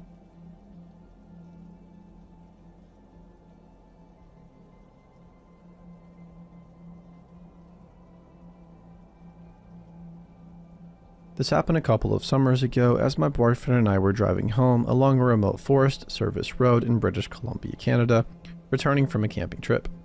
We are pretty familiar with the area we were in, having camped there several times before. Typically, the only people we encounter out here, a good 70 kilometers from paved roads, are fellow campers in off-road vehicles or logging truckers on the job. This particular day was beautiful, sunny, and warm, mid-June. We were bumping down the road at a good pace when we saw a man come out of the bush and began frantically waving at us. Very odd. We slowed down and came to a stop, with my boyfriend rolling down the window to see what this guy had to say. I was in the passenger seat, and as soon as we slowed down, I picked up a weird vibe. He was wearing a blue plaid construction worker's flannel coat, much too heavy for the warm weather, with khaki pants and work boots. He was clean-shaven with messy gray-brown hair, pale skin, and large glasses. He was maybe 50. Let me stress how unusual it is to run into somebody way out there without a vehicle. The guy was fairly soft-spoken and calmly, almost robotically told us that his car battery is dead. He asked us for a jump. Okay, sure. We believe in road karma and always want to help people out in trouble when we're in the bush. But where is the car? He tells us that he's been fishing all day and has been playing his radio, and it caused his battery to die. His car is down a very overgrown side road a little further up the main road. He walks ahead while we slowly follow behind him in our truck. Both my boyfriend and I are a bit weirded out, and we joke around with each other as we're following him that we hope he's not luring us in the bush to kill us. Except I legit felt on edge, and the joke didn't seem that funny. We followed him about 150 meters down the overgrown side road into a small, heavily treed area, just wide enough for about 4 cars to park side by side. We never would have noticed this road if it hadn't been pointed out to us because bushes had nearly covered the entrance. Anyway, sure enough, there is a car there, an older model, beige Chevy car that looks very unsuited to the rough logging roads. The trunk is open for some reason and a blanket is draped over it. The hood was already popped on the car, so my boyfriend got out, grabbed our jumper cables from the back seat of our truck, and began attaching the cables to the car. Meanwhile, I swung my leg over the center console and slid into the driver's seat. I felt very uneasy and looked around the cab for anything that could be a weapon, all while telling myself I was being silly. But nonetheless, I wanted to be ready to act if something threatening happened. The guy chatted with my boyfriend jovially, telling him about his buddy he was fishing with, but apparently he went on ahead without him. But his friendliness seemed forced. He stood back, allowing my boyfriend to do everything, lingering behind him, watching while the boyfriend got the car batteries hooked up. There was an awkward pause, and my boyfriend had to prompt the guy to get in his car to crank it over. Throughout this, I sat in the driver's seat watching, feeling tense. The car fired up easily, and the guy got back out of his driver's seat. He said thank you in an oddly intense way. My boyfriend removed the cables and hopped onto the passenger seat without bothering to put the cables away properly, and the moment the passenger door closed, I was reversing back down the narrow side road with branches scraping across both sides of our car. We got onto the main road within moments and went on our way. My boyfriend told me that the guy watched us the entire time as I backed down the road.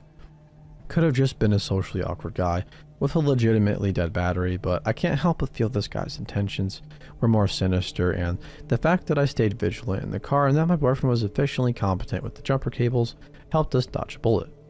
Not sure if the battery was really dead, but neither of us remember seeing any fishing gear.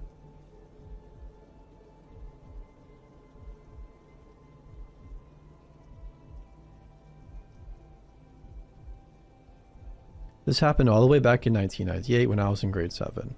Our school system required that all students take a semester of woodshop and a semester of home economics every year of middle school. Semesters were 5 months long. In my part of Canada at that time, middle school was grades 7 and 8. Our woodshop teacher was a man in his mid-50s named Mr. P. He had quite a reputation. Older girls warned younger girls every year. If you were female, you never wanted to be stuck alone in his class with him. If you got detention, you begged a classmate to either intentionally get into trouble so you deserved detention together, or begged to have them stay late to work on their project after school. Anything to avoid being alone with him, as the older girls said he would start to say hugely inappropriate and graphically sexual things, and then even start touching. Starting with the girl's hands, arms, then her hair, shoulders, back, and then, well, worse. Much, much worse. It was an open secret. The principal and school board had to have known, but things weren't like how they are now. People didn't listen when kids complained, and the school board was heavily invested in covering for bad or abusive teachers. We were sort of left having to deal with these things on our own, with no support and no adult help. Wendy was a girl in my class. We weren't close friends, as she hung with a different group than I did, but we got on well enough. Reasonably good acquaintances, I guess. One day, Wendy got in trouble for talking in class when Mr. P was trying to go over safety info for a new piece of equipment and was given detention. Her friends were all on the same sports team, which was leaving the school right at the dismissal to go play another school's team, so they couldn't stay with her.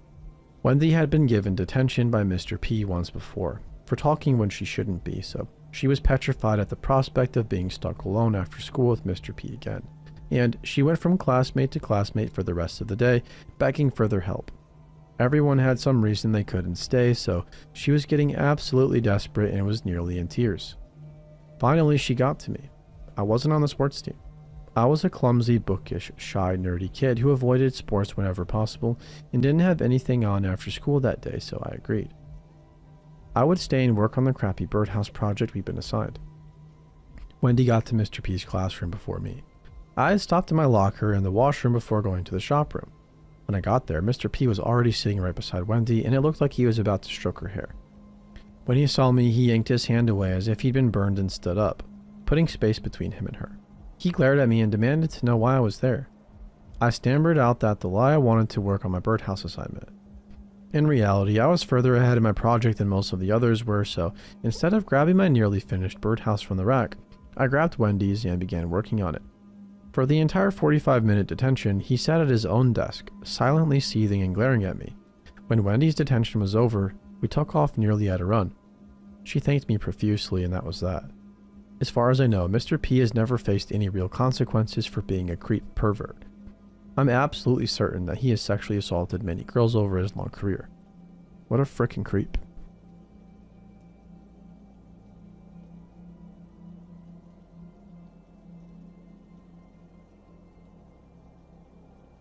A little over a month ago, I had gone to pick up an item from a seller who, for the sake of anonymity, we will call Mike, who lives in Canada. We exchanged a few messages regarding pickup, and he was dead set on meeting just outside his house. He wouldn't budge on it and said word for word. If not specific place here, then I am done here. He seemed to have quite a stubborn and aggressive temper right off the bat, so I was hesitant to even meet him, but the item I was looking for was something that was sold out online everywhere, so the fact I found one for sale for much cheaper than its original price won me over. It turns out my gut instinct was right from the start, because when I went to do the pickup, it got worse. He told me he liked to kill and skin animals for fun. He tried to bribe me into his apartment or walk me back to where I was headed. He was asking where I lived in high detail, and at one point he even tried to put his hands on me, but I took a step back and stood my ground. He was asking a lot of really personal and quite frankly creepy questions, and though I didn't answer them in the ways he probably expected me to, I just tried to act polite and not upset him any further, as in his messages he was saying that he was angry and had a horrible day. Once we went our separate ways, he acted all giddy over the fact that the app supposedly links your phone number to your account, and that would be his way of keeping in touch with me. Needless to say, I blocked his account, as he seems to be a really dodgy and sketchy character. He looked miserable and upset when I said I didn't use social media, which I truthfully don't, but he was desperate to stay in contact with me somehow. Keep in mind, this man looked to be in his late 30s or 40s, slim build, white dude who claimed to have some super attractive wife he met on plentyoffish.com. Yeah, creepy. I was tempted to file a report against him with the police, but because he technically didn't do anything, I found that it would be pointless to do so, and instead I am posting a warning about it here on Reddit. Please stay safe out there.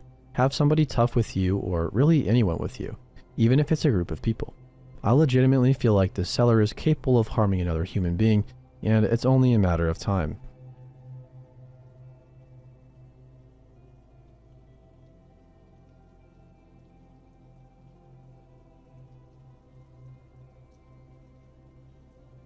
This happened to me almost 20 years ago, but it still gives me the creeps. I had booked a taxi with a licensed taxi firm, long before the days of Uber, to take me from a friend's house to my home in the early evening. It was dusk as the driver arrived. As I left the house to get into the car, he was coming to the house to get me, and for some reason, as he turned to walk back to his car with me, he briefly touched my shoulder with his hand. It wasn't lingering, but it was deliberate, and my immediate thought was, why is this guy touching my shoulder? My intuition said it wasn't right, but I was in my 20s and this guy must have been in his 50s, and I convinced myself that it was just something people from that generation did. I sat in the back. The journey should have been around 20 minutes from north to south London, and in the first 5 minutes of the journey, there was some initial chat where he told me I was his last job of the day, and he had no plans afterwards. When he told me that, I felt a pang of fear, but I thought, this guy is from a licensed firm. He's been identity checked and approved to do the job.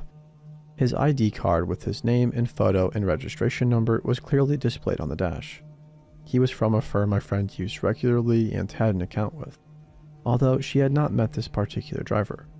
My logical brain told me that he's clearly traceable to me if he decides to do anything, so he just wouldn't take that risk. Plus, it was early evening in a very busy area, and that made me feel safer. Also, by this time we were already on the road. I spent the next 15 minutes or so of the journey looking at my phone. I really don't know why. Maybe I was purposely trying to distract myself because I was nervous, but I felt my nerves were very unreasonable. This was the early 2000s, so the phone would have been basic compared to today's standards, but there must have been a game, I'm thinking snakes, or something on it that distracted me because I did not look out the window for some time until I noticed it was mostly dark, and when I did, I expected to be very close to my home. To my horror, I saw we were in some very deserted part of town I had never seen. This area was most certainly not on the way from my friend's house to mine. It should have been a straightforward drive through central London, and this was a very remote area with what looked like an abandoned housing estate and abandoned cars. I looked to the driver to ask where we were, but before I had the chance to say anything, I noticed he was repeatedly looking left and right down the dark alleyways we were going past. And I noticed we were slowing down. I also noticed he was breathing weird, very audibly, like in a sort of pumped, wound up kind of way. And that's when this overwhelming sense of knowing hit me. He was looking for a deserted place to stop. At that point, a very clear voice in my mind told me that he was going to do something very bad and I had to think fast. I blurted out, "I don't know where I am." He didn't say anything. I then said the words to the effect of, "My friend asked me to call her when I was home safe, and I should be home by now, so I need to call her and tell her I'm not home safe, or she will call your firm and call the police because she's over the top like that." That must have jolted him into thinking about the consequences of whatever he was planning to do. These really were the very early days of mobile phones, and not everybody had one of them, especially the older generation. Perhaps it was a lifeline he hadn't considered I might try to use. With that, he turned out of his abandoned area and we came to a main road, and after a while I saw places I recognized and we headed towards my home. He said, "Well, I'm sorry if I made you worried, but there was something weird about the way he said it." And that wasn't the end of it. When we got close to my home, I decided I did not want him dropping me off there. I lived with my sister, but she was staying at her boyfriend's house that night and we lived in a communal block. I was concerned he might be in the main front door and try to get access to my flat. So I said I realized I didn't have milk at home and he could drop me off at the store and on the next street. He had to agree to this, obviously. I entered the store and hung around in there for a bit. I remember being completely broke in those days. My friend paid for the ride via her account. I did have milk at home and certainly wasn't going to buy some unnecessarily. So after a few minutes, I left the store and walked the 3 to 4 minute walk back to my flat. As I approached my flat, it was completely dark by now and the area around my flat was poorly lit. I saw a car parked facing the main door of my flat and I thought, "Oh man, it's him." And I know he would clearly be able to see I had no milk as I didn't even have a bag on me, so he would know I was lying. As I passed the car, I couldn't bring myself to turn to look at him, so I got my keys out, quickened my pace, and entered quickly. Once in my flat, I plucked up the courage to look out the window, and sure enough, it was that guy. He had driven from where he dropped me off to my flat and was sitting in his car staring at my flat. Just then my friend called and I told her I had just gotten home. She couldn't believe how long it had taken, around an hour when it should have been 20 minutes, and I explained the whole thing. As I was on the phone with her, I looked out the window again and he had finally gone. I didn't report any of this at the time, and from my safe vantage point of 20 years down the line, I regret it. But at the same time, I still doubted my gut instinct. Even though I had had this strong sense of knowing in the car, after the event, I convinced myself it was fleeting hysteria and my logical brain returned. My logical brain also told me that if I did report him, nothing could be done because he hadn't actually done anything I could prove, and if he admitted the detour, he could say he took a wrong turn and he would just deny having returned to my flat. But reporting him might cause trouble for him and he knew where I lived, and that scared me more. I was always cautious around my flat after that and thankfully never saw him again. I should have reported it. I know nothing would have been done and I would have probably created a bigger risk to my safety in so doing, but I should have reported it for other people's sake and I regret it.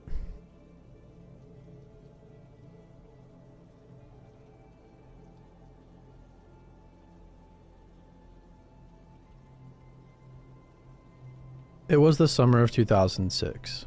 I was 16 and I had just gotten my driver's license. I lived in a small suburb in South Georgia.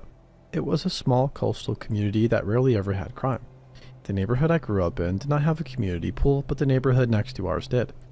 My mom's friend lived in the adjacent neighborhood and had given us passes to use whenever. One day, my mom was cleaning and asked me to get my brother out of the house to entertain him. He was only 6 at the time, so I thought we could go to the pool and chill for an hour to help my mom. We get to the pool and there's what I assume is another family. Nothing out of the ordinary. When we walk in, I see it's a man with what I assume are his children in the pool. There were a lot of very young kids with him, maybe 5 or 6 kids that ranged in age but none older than 10. He saw me and immediately stopped playing in the water with the kids so he could watch me. I quickly put my stuff down on a chair from theirs and I tell my brother he can get in the pool. I lie out to sunbathe and this man has not stopped staring. I ignored my gut feeling and thought he wouldn't do anything with all of his kids around. Next thing I know, this man is standing over me with a towel around his waist. He sits next to me and asks me something about my son. He's hard to understand as he had a thick accent and spoke quietly at first. I explained that what he assumed was my son is my brother. I quickly told him my age, hoping there was a misunderstanding and he would leave. He continued to ask me questions about where I lived and if it was close by. Very predatory questions. As I began to answer with a lie, he opened his towel to reveal wet see-through tidy whities with the chub. When I say I saw everything, I mean everything. He grins at me with a smile like a Cheshire cat and begins fondling himself. I immediately grabbed my phone and pretended like I had a phone call from my mom. I grabbed my stuff and snatched my brother out of the pool and then jumped in the car. Before I pulled off, I could see him in my rear view standing there with his hand on his junk. He had followed us to the car. I was crying when I got home and my mom came outside frantic because she could hear how distraught I was. I told her what happened and she called the police. They arrested him. Apparently, the kids he was with were his girlfriends. She came to the pool to try and defend him by saying in his country people swim in underwear. My mom let her have it, she said. Do they also fondle themselves in public in front of minors in this country? You have small children that you let this man watch alone. I was so thankful nothing worse happened, and I hope that woman thinks twice before leaving her kids alone with someone.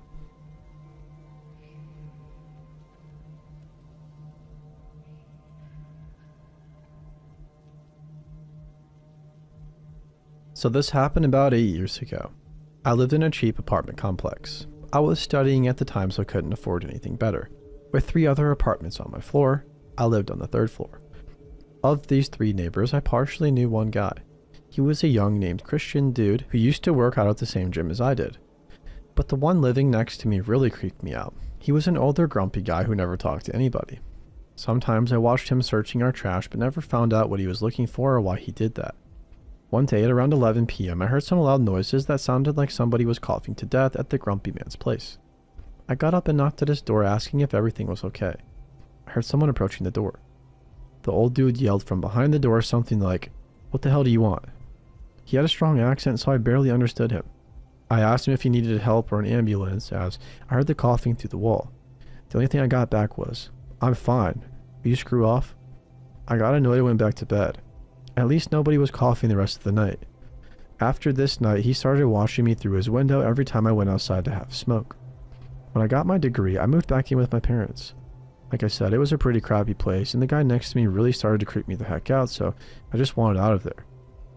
3 years later, I met Christian again, who told me that the guy next to me had strangled a prostitute in his apartment, and according to him, hid the body in his closet.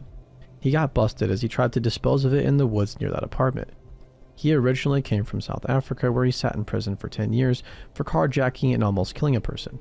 I often refuse to talk about this because I'm still shivering when I think back to the time I lived in this crappy apartment.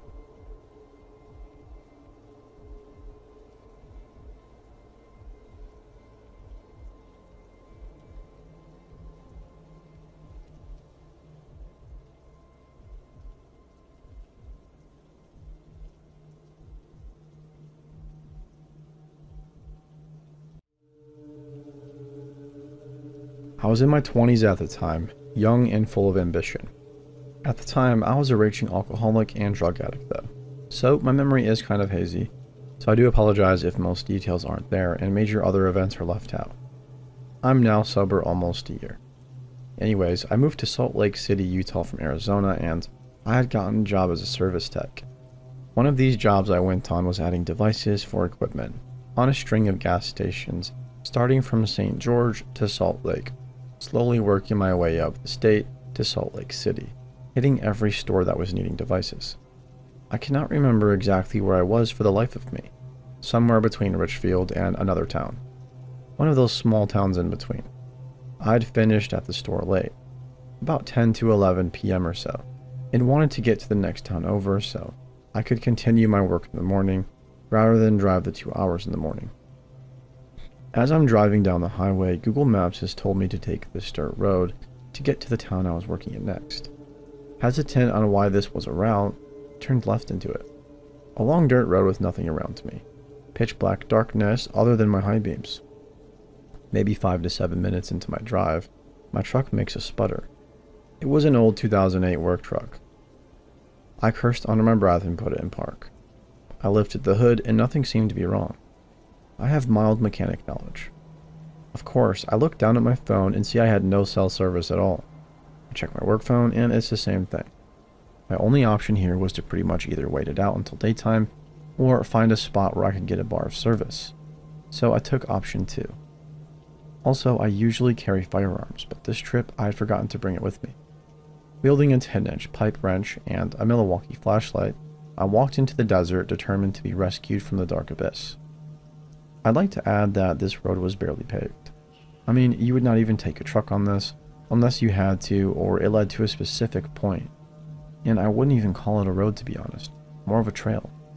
Brush and trees lined up the trail like a natural wall. I'm not anxious or get scared very easily. I grew up in Arizona, so I was pretty used to the dark, quiet desert.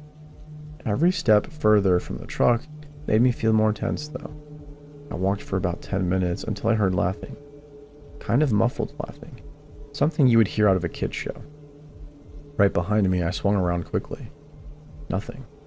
My boots are sinking into the mounds of sand as I quickly just keep pushing forward. My heart is beating out of my chest like a ticking time bomb. I hear it again, but closer, louder, like if it were 4 to 5 feet from me. I'm fully sprinting into the desert brush and sand now, eyes darting like lasers around for somewhere to hide. I do not believe in the paranormal or aliens or anything like that. I just figured it was some deranged desert hobo or something, or some sort of drug addict. The adrenaline coursing through me. I hid behind a rock that was nearby. Crouched down, my right knee hurting from all of the rocks on the ground. But I didn't care. I needed to hide. The rocks were one of those 3-footish mound rocks. The moon was shining bright so I could see some things. As I am scanning the desert, I see silhouettes of 2 people running. I can barely make them out, but my eyes have them adjusted to the dark abyss. I forgot to mention after a while of this running, I turned my flashlight off to not give away my location. I hear them talking, but I'm far enough away to not be able to understand what they're saying. I literally sent out a message to my family and friends saying that I love them and that I'm sorry for anything I had done wrong in my life. They didn't even send because I didn't have any service, just coping with the traumatic event. I'm not a small guy, by the way, 5'10" and 230 pounds, but I was unarmed and outnumbered. And who knows how many others were out there with them and what they were planning on doing when I was found and helpless. I waited, but they did not leave the general direction of where they were at. Scrambling around like mosquitoes, I had the thought of the only thing I could do. I grabbed 2 small rocks. I'm not religious, but I tried praying to God that night and threw them far in a direction away from the truck and the road. I heard them scurry away toward the noise, shouting at each other as they trucked through the desert. I slowly crouch walked through the brush back to the truck. I forgot to mention this earlier, but I heard another set of stomping after the 2 had run. There were 3 confirmed people in the desert with me. As I got closer, I could see the truck. I felt like I was in heaven. Every step was closer to salvation. My boots filled with sand with every stomp into the soft, cold sand. Branches and brushes stabbed me into my cargo work pants. I hear them tailing me. I could not turn around. I did not care to see who it was or what it was chasing me. I see the truck. The truck driver's side door is completely open. I left it closed. I checked the back seat and flung the door open more. Flew into the driver's seat in the truck and did the most stupid thing ever, but it was the only thing I could think of. I started it. It took a couple of tries to start it, but it cranked and let out a roar. I threw the gear shifter and drove. As I was driving, hauling ass down this dirt road, I saw hooded people hiding along the sides of the road, ducking as I drove by, scattering into the darkness like roaches in a kitchen. I rolled down the window and chucked my pipe wrench as hard as I could right at one of them and sped off. I watched it do flips right into where they were. I yelled as I sped off into the pitch-dark desert night. Trails of dust followed the truck as it drove. Silence. Nothing but me and my heavy breathing trying to make sense of the whole situation. I drove until I seen town lights. I was sweating, white knuckles on the steering wheel, gritting my teeth, going at least 75 miles per hour. I got into the small town at around 12 a.m., threw myself into a local 7-Eleven looking terrified. The cashier asked me what was wrong, and I just asked her to call the sheriff's office. The sheriff was some old burly looking man. I'm covered in tattoos, head to toe, So he treated me almost as a criminal myself. LOL. Turns out, some hose had burst. Do not remember exactly what it was. I got into town and called my boss, who was upset at the late night call he was receiving. He was shocked at what I said and said to call the sheriff's office and mechanic. Mechanic guy was super nice and didn't charge me for the repair. The cops weren't much help though. They basically looked at me like I'd been up too long and I was hallucinating. I was not, and had asked me if I'd taken drugs or had drunk and barely wrote anything on the report. The mechanic was telling me that he had never heard of something like that in the area. I stayed in a motel that night. I believe it was a Motel 6, but I can't remember. I swear, I didn't get a lick of sleep that night after I showered the dirt off of me. I ended up returning home early and quit this job later down the line for other reasons. I have since moved out of Utah to Florida. A photo I had taken on the service call came and reminded me of this story. I had to write about it, but I had to tell someone. Was this a robbery? Were they trying to hurt me? Did they see the work truck and say, expensive tools and copper? I have no idea. I'm just curious. Who do you think these people were, and why were they hunting me like an animal? Has anyone had a similar experience before? How close do you think I was to being murdered in the desert? Edits. The truck was looted. I remember all the wire, pipe, and some power tools were taken. We humans are not afraid of being alone in the dark, but of finding someone else in the dark with us.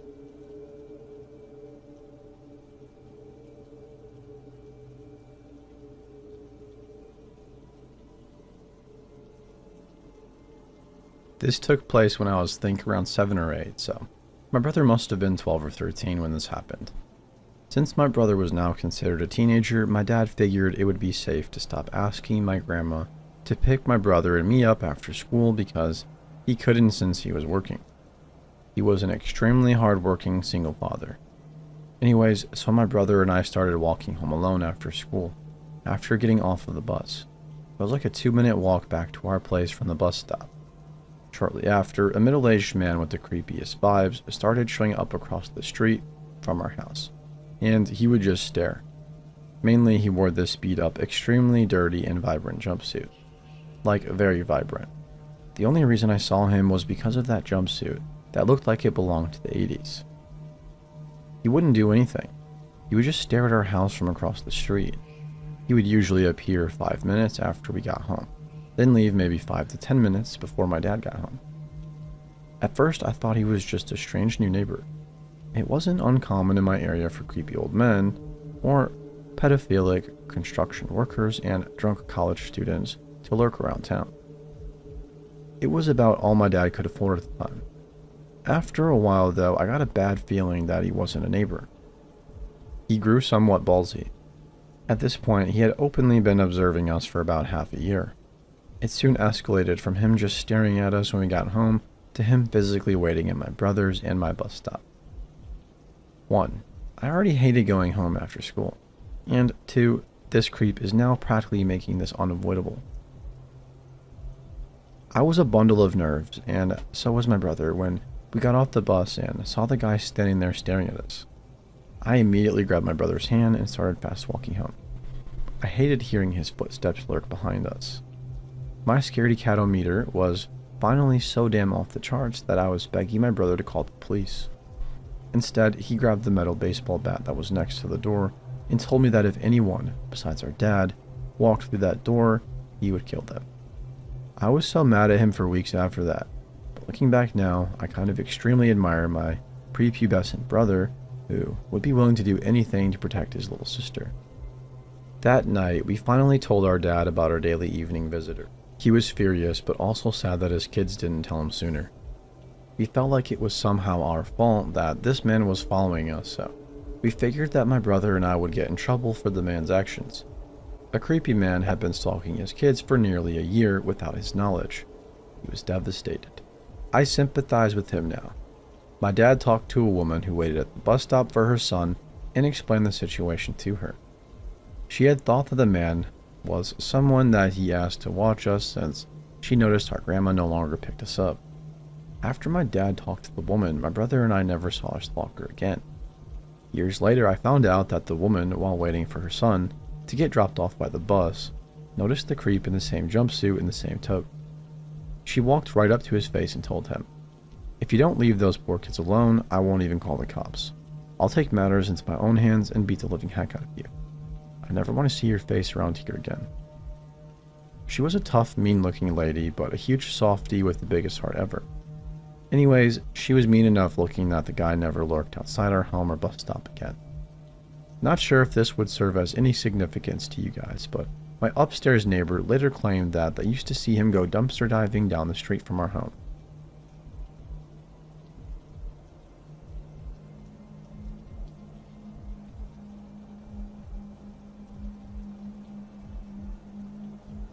I met Austin in the fall of 2024 via a message he had sent me over Facebook. I was lonely, really lonely. I had just moved to a new city with very few friends because I transferred from community college to university, so I gave him a chance. I messaged him back and we began chatting. We had a mutual friend, so I thought nothing of it. Maybe she told him about me. Maybe he had seen me in passing. Time began to pass and we got much closer.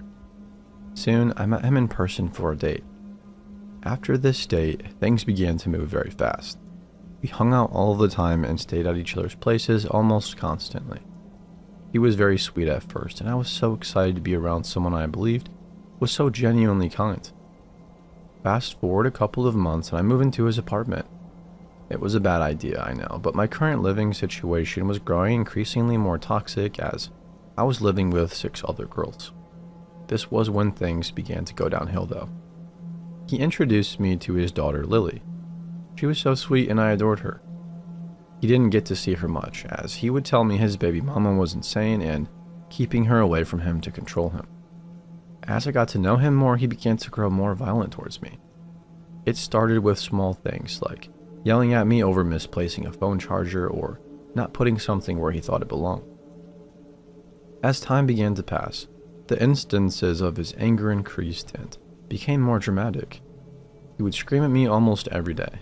It was always my fault if he lost his keys, if I was home from work later than expected because he needed childcare, or if I went to visit family or friends. It didn't matter what the situation was. Everything was my fault.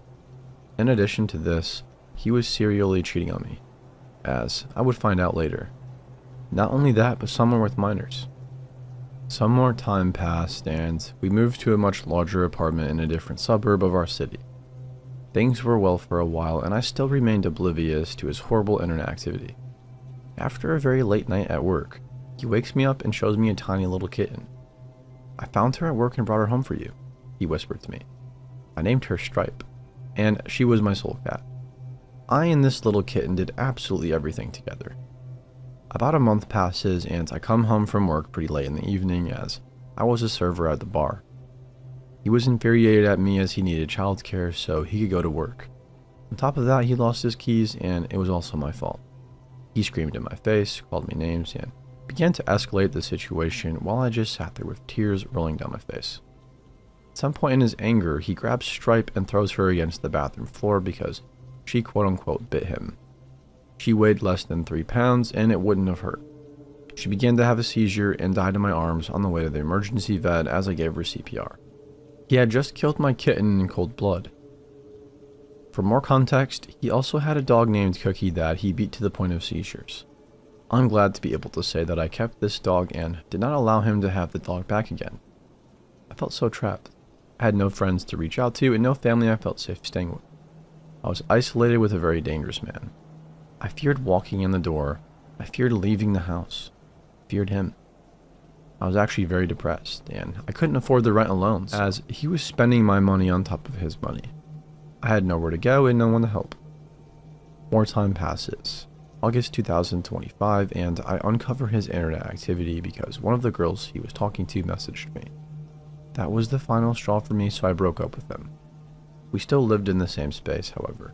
He was in the bedroom for his daughter, and I was in my own room. Fast forward to November of 2025, and he verbally assaulted me, saying absolutely nasty things. This escalated to him trying to choke me, throwing me all around the house, and being physical to the point I actually feared for my life. I tried to leave and he wouldn't let me. He tried to take my animals and let them out somewhere. He tried to hold a gun to me. It was scary. I couldn't call the cops though. They would have booked us both, and I had finals the next day and was scared to fail all of my classes as I could not afford to repeat them.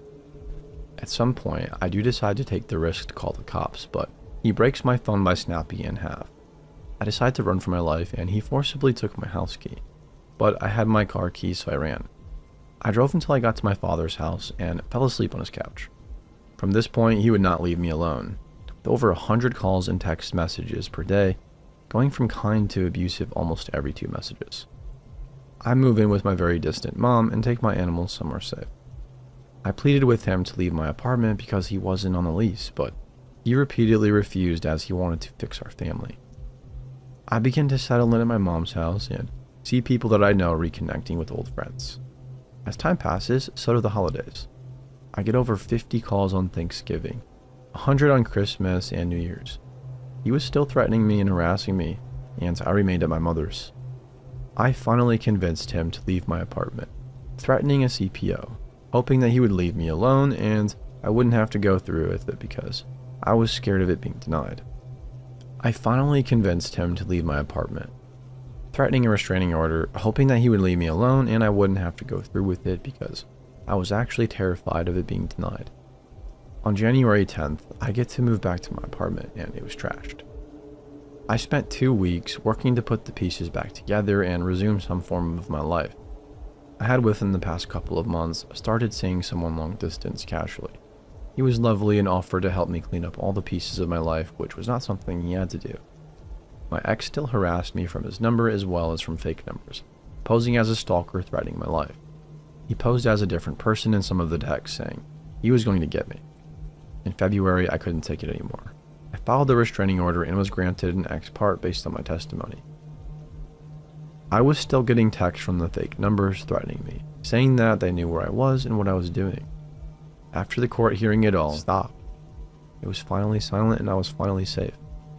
He still tries to find ways to mess with me, like giving people my number, saying I'm easy, or making posts that relate to me and my friends telling me they've seen something weird. He tried to get family to reach out to me and they wouldn't. Now I'm happy. I'm seeing my childhood best friend and we're in love. He's so kind and exactly what I need. I feel safe. But I still look behind my back all the time to see if somebody is following me. I still get texts from numbers asking if I'm easy, then telling me they got my number from Austin. I still need to seek therapy, and I still need to file a report of him violating his restraining order. But overall, I'm happy now. So, let's not meet again, Austin. I hope you get what you deserve, which is nothing.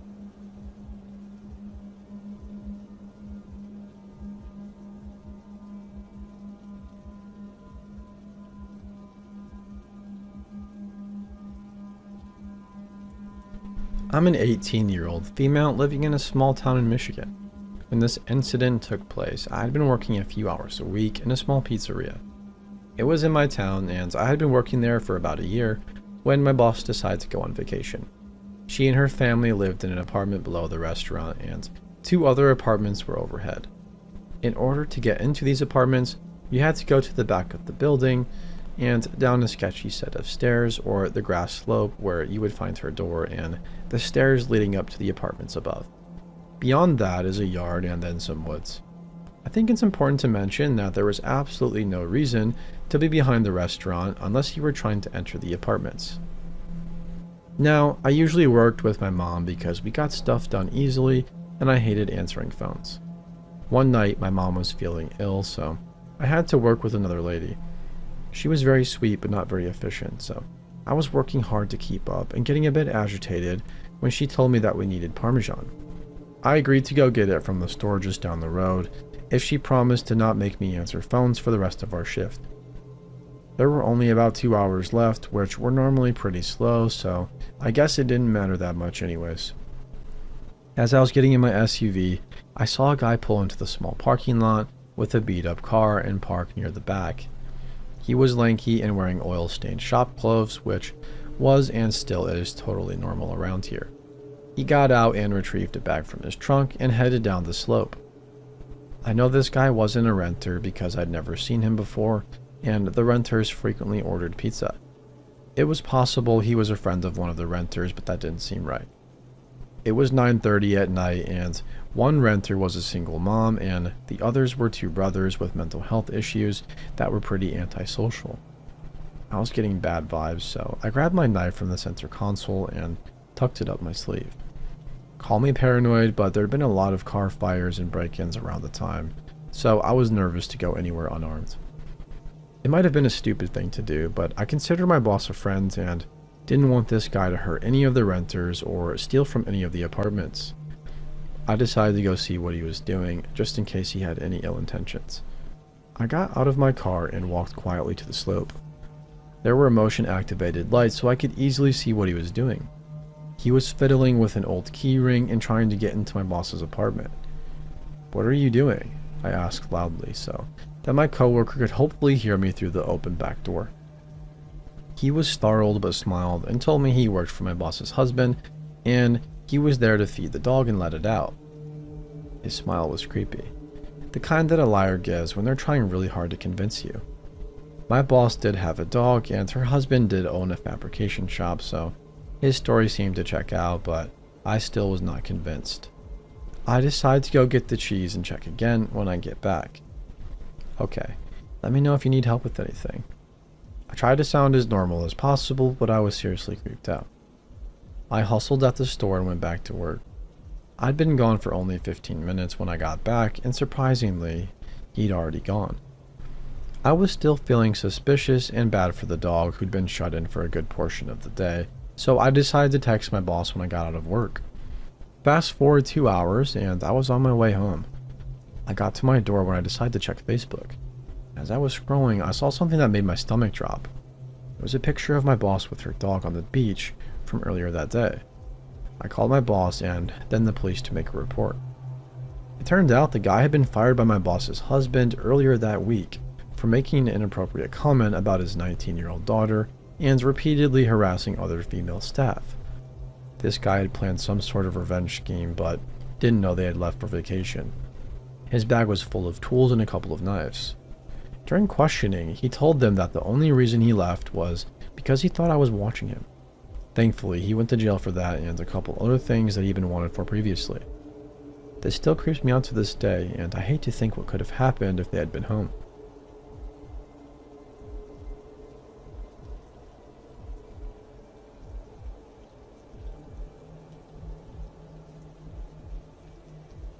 This was 10 years ago. Let me start by saying I was, and sometimes still am, a horrible people pleaser. It was much worse then, and I would regularly go against my own judgment and gut feeling for fear of seeming rude or disagreeable. A 28 female was 18. Just moved 3 hours from home to a major city to go to college. I had just, a week beforehand, ended my long-term relationship because I was starting to see how emotionally and physically abusive he was. I was playing around on Facebook in my dorm room and got a friend request and message from a guy I didn't recognize. The message said something like he'd seen me around campus a few times, joked about similar schedules, blah blah blah, and ended with him asking me to go out with him to see a movie. I read the message and ignored it and the friend request.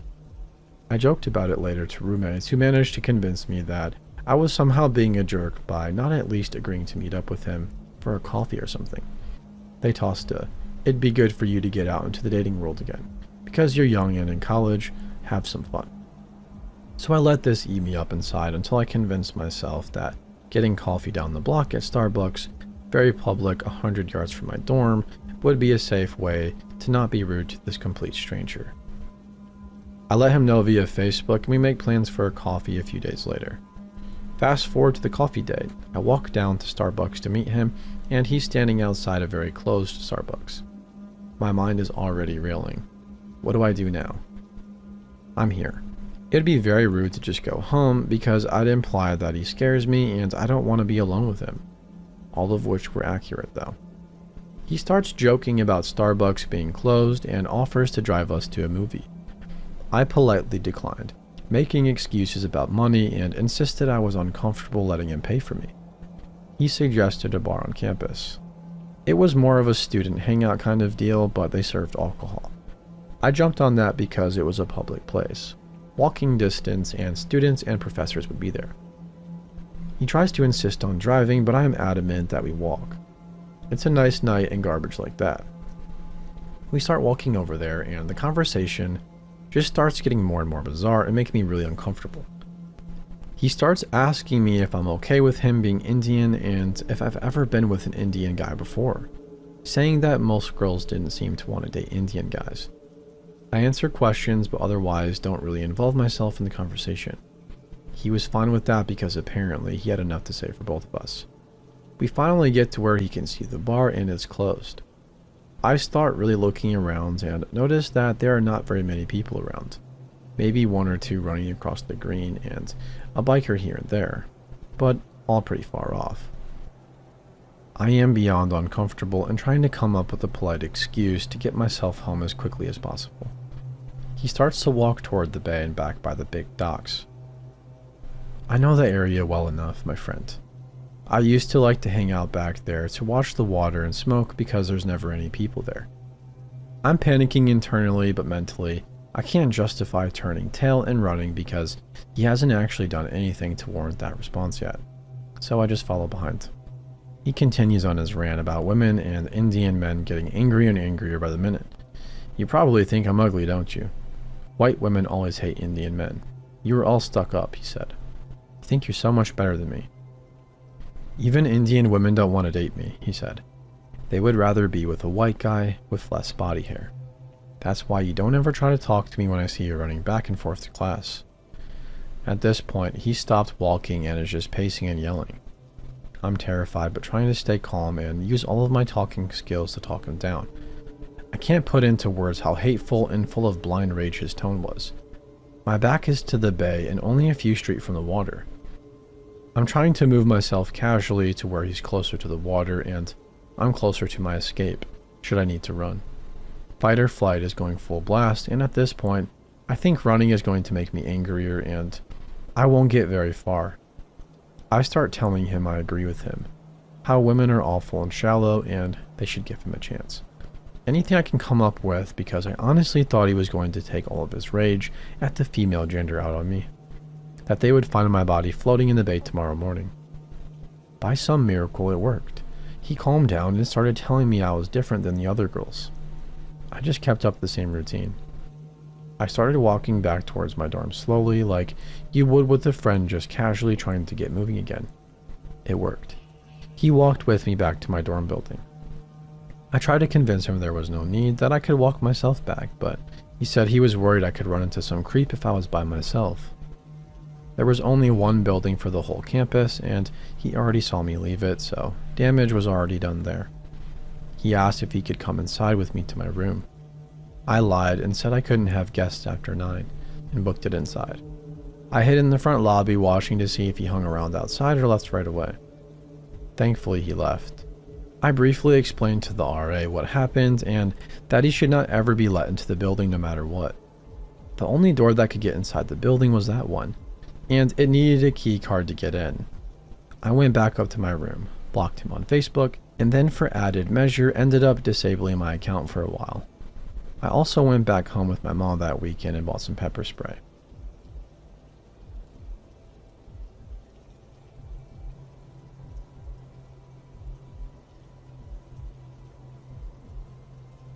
This is going to be a long one since I've never managed to really put the whole story together until now. This happened in a relatively small town and city in Canada in April of 2016, right before I graduated high school. I was 17 at the time. It was my grad year, and most of the people in my grad class were partying and planning activities to celebrate our upcoming graduation. One of the traditions in my town is to play a grid game called Rainbow, which is basically a version of Predator-Prey. A bunch of people would meet up at a location on one side of the city, and the goal was for the runners to make it to a spot on the other side of the city without getting caught by the seekers, which were groups of 3 to 4 in their cars. Runners also went in groups of 3 to 4, but they had to be on foot. My grad class was around 200 people, and I would say this particular night, there were about 60 to 70 people playing. This takes place after it's completely dark outside. It was probably around 11 p.m. that night. I had planned to be a runner in a group of 4 with my boyfriend at the time, as well as my friend and her boyfriend. However, my now ex-boyfriend bailed last minute to go do drugs at a different party with his friends, which left me as a third wheel with my friend and her man. No problem, right? I should have never gone. Now for reference, I am tiny. Like 4'11" tiny, and weighed around 80 pounds at the time. I genuinely look like I am around 13 if I don't wear makeup and you don't get a good look at me. Anyways, my friend and I got all dressed up in all black and put war paint on our cheeks, and the 3 of us headed to the spot. I live in what I've always considered a safe town, mostly full of families or retired people. There are only a few bad-ish neighborhoods in this city. The game started and we all ran, and all was fun up until about an hour, in midnight. We had to cross through one of said neighborhoods. While we were walking along a residential street sidewalk, one of the seeker cars came ripping down the street and the 3 of us ran. Of course, my friend and her man stayed together and I got separated somehow in the scuffle. Once the seekers weren't in the immediate area, I started calling out to my friends and could hear their voices somewhere in the distance. I texted my friend and she said they were in the alley on the other side of the houses, while I was still on the sidewalk in front. I had 2 options. I could walk to the end of the block and find the alley that way, but I was about 20 houses away in either direction and I knew for a fact that there were seekers nearby who had seen us and knew we were in the area. My other option was to cut through someone's yard and immediately be in the alley and reunite with my group. I chose the latter. Why I did this, I will never know. Like I said, I am a tiny girl and this was known to be a rough neighborhood. I looked at the nearest houses and spotted one that didn't have a front gate. His lawn went straight into the backyard, save for a few shrubs on the side of the house. I thought this meant that I could go straight through and that there wouldn't be a back fence. I chose this house and stepped over the shrubs and jogged towards the back. As I did, a motion light came on that illuminated the backyard. This scared me, but I was already in, so I figured I would just get out as fast as possible. When the light came on, however, I noticed that there was in fact a fence, and about a 6 to 7 foot tall one at that. I certainly couldn't jump it, but there was a gate with a latch that I ran to. I remember having to stand on my tippy toes to even reach the latch. While fumbling with it, I heard a noise. It was the sound of the back door of the house opening. The houses in this area were quite small and often dilapidated. I would say that the back door was only around 15 feet from the fence. It had some concrete stairs with wrought iron railings. I remember turning my head towards the noise and having around 1 second to see this gigantic bald man in his stained white briefs charging at me from the store. Probably 6'5" and, I don't know, maybe 300 pounds. He hit me like a freight train, slammed into me so that I hit the fence hard. I think he came at me with his hands at neck height, but I can't remember for sure. What I do remember though vividly was how he picked me up, my full body weight by my neck. I remember trying to shriek and hearing my own voice barely choking out a sound. He immediately started towards the door that he came from. As he dragged me towards his house, I remember being sure that something horrific was going to happen to me and that I was going to die. I remember his hairy, sweaty body absorbing my kicks in attempts to hit him. I was trying to scream the whole time, but both his hands around my neck were an unescapable, silencing death trap. Right in front of his steps, my iPhone flew out of my hoodie pocket and hit the concrete, reminding me of its existence altogether. But now it was sitting on the ground as he hauled me off the stairs. I still don't know how I mustered the strength, but that wrought iron railing gave me something to finally leverage myself against. I managed to pull myself away from his grasp, using that fence, just long enough to grab my phone. His hand slipped off my neck, but caught my hoodie's neckline, which tore to my sternum. I was wearing another shirt underneath. The hoodie is still the grim reminder of this day. For some reason, I can't throw it away. Now, he immediately caught me again, but in my mind, I was for sure going to die if I didn't have my phone to somehow call for help. But being out of his grasp allowed for another thing. I could scream.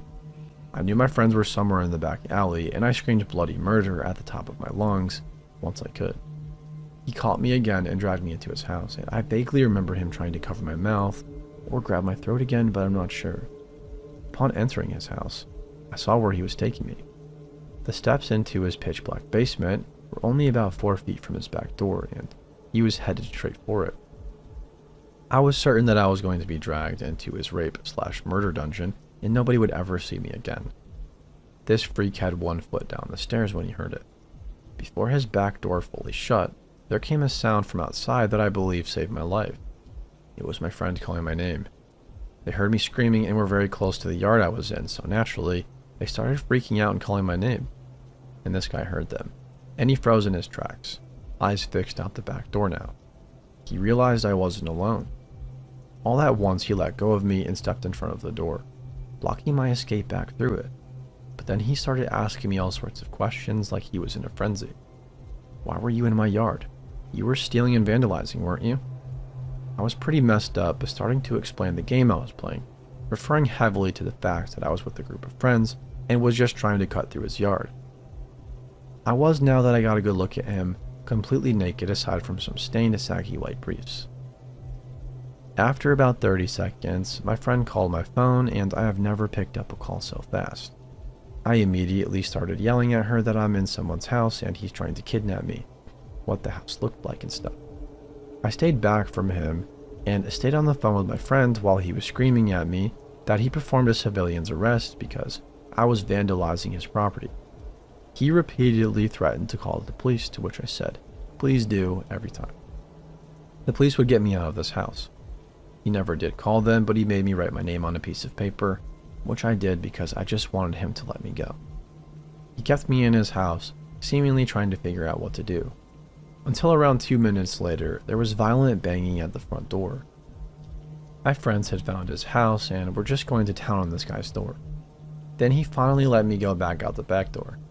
I promptly threw up on his front lawn from nerves as soon as I was reunited with my friends. My gift to him. You could stop listening here. The rest is what happened after. Disclaimer, I understand that I was trespassing, but I was not stealing or vandalizing. What he did, I believe to be assault and unlawful confinement, not a civilian's arrest. And may I remind you that I am under 5 feet tall, standing on my little tippy toes to reach the gate, my long blonde hair hanging down my back. He knew I was a little girl, and I don't believe for a second that he truly thought I was a threat to his property. I will never forget the way he stepped 1 foot to that basement. So it goes. Aftermath.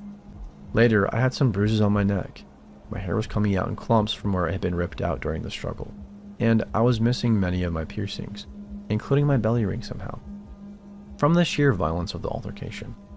I told my parents and whatnot about it and went to bed that night. I don't think I slept. The next morning, my mom convinced me to go to the police. At the time, I remember wanting to just hide somewhere safe for the rest of eternity, but my mom convinced me that he can't just get away with what he did to me. I went to the police station where I had to wait around an hour to speak with a constable. Because I live in a smaller town, there aren't a lot of cops on duty on a Sunday, and the cop I would talk to was currently on another call. What we didn't know at the time was that my dad was the reason the cops were busy. Now, my dad kind of looks like a freak. He looks like a long-haired biker and drives old vintage cars with ported exhaust. So they're as loud as a Harley. He was angry. He pulled up at this guy's house and apparently stood and stared in his front window for a long time. Then he headed to the back alley and did the same. I learned that this guy had multitudes of security cameras all over his house, and my dad apparently stared into one in the back for upwards of 8 minutes without moving. The guy called the cops on my dad, who left just as they showed up. This guy then gave a statement to the cops before I got there, claiming that I had been vandalizing his property and was sending people to further mess with his house. Of course, he had no evidence of vandalism, and only my dad being freaky as evidence that anyone was going to mess with it. He told the officers they did not have footage of the altercation, which I think is BS. He just didn't want them to see him attacking me and dragging me into his house. The same cops came back to the station where I was waiting, and before I got to give any statement, they described my dad to me and asked if I knew him. I told them it was my dad, and they said, "We don't know who you're affiliated with, but you need to leave this man alone." I remember being taken aback by this because here I was to give my statement, and they'd already decided this guy was the victim of the situation. I was pretty shell-shocked, and trying to tell the story was clearly tricky for me. The cop hardly wrote anything down, and then he basically threw the book at me. He told me, "You were the one trespassing. Do Do you understand that Mr. X could press charges on you? I was flabbergasted. I had literally been attacked and had bruises on my neck, a torn sweater, and hair falling out in clumps as evidence, and the cop said I was the criminal. This scared me because I had ambitions for the future that could not include any kind of record. This shut me up. I agreed to let it go and left the situation. In hindsight, I think the cops really didn't want to deal with the situation and just wanted it to go away. They succeeded. For a few years, I was terrified of seeing this man again and was convinced he was going to eventually show up at the post office I worked at, since his neighborhood was in my outlet's jurisdiction, but I never did. My dad continued to drive very slowly past his house from time to time, including the alley, and even got one of his actual biker friends to park right out front and smoke a cigarette while looking over at the house. The cop showed up on him, but it's not illegal to pull over and have a smoke. I like to think this guy lived in fear that the Hells Angels were after him, at least for a while. I coped by convincing myself that this was his messed up idea of a citizen's arrest and that he wasn't trying to kidnap me. But telling the story reminds me that may have not been the case. I've never told this story in full before, so if you made it this far, thanks for reading.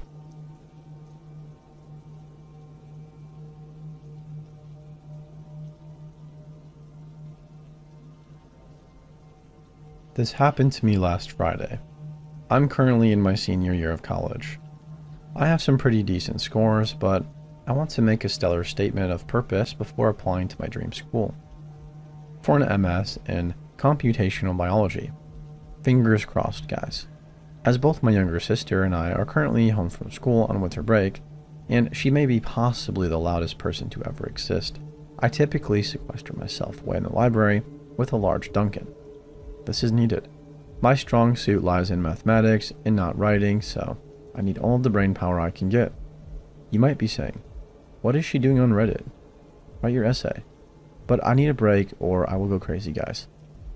I get to the library and head to my normal spot, which nobody seems to know about. Second floor tucked in the corner. Good Wi-Fi, near a cozy heater. No windows to distract me with an enticing view. Except there's somebody sitting at my table.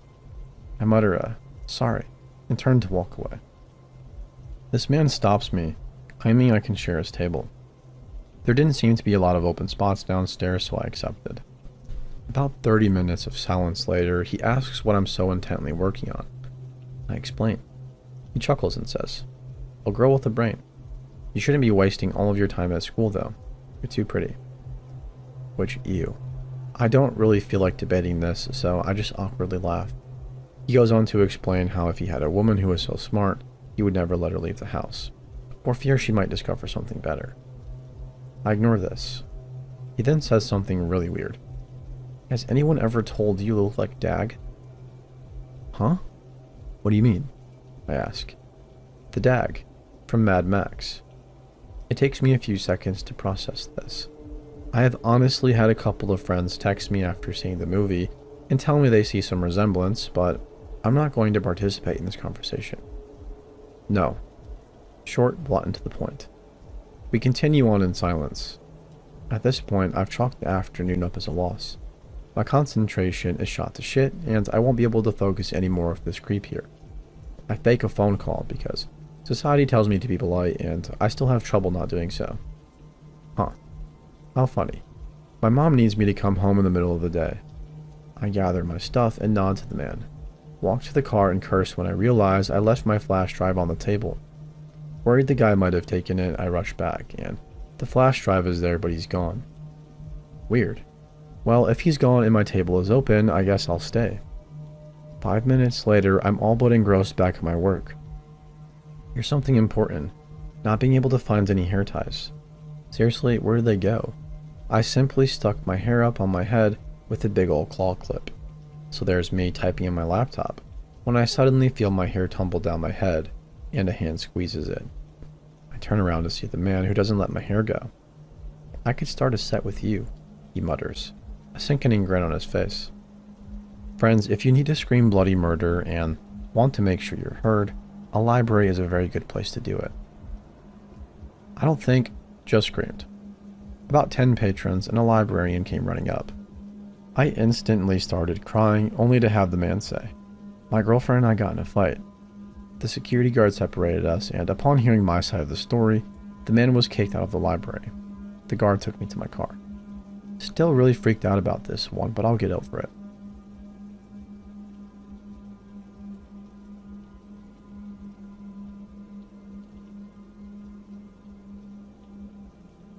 So I'm on my school netball team, and we have practice every Tuesday, Wednesday, and Friday. My town is quite small, and I live literally on the outskirts of the town. I have a 20-minute bike ride to and from school, and live on a country road. That's also quite long, with only about 4 other houses, so when I finish practice, I go the opposite way home to all my friends who live near the town center. Since last week, Tuesday, we've been practicing till around 8:30 p.m. for our upcoming game this Saturday, with the girls' school on the other side of town from us.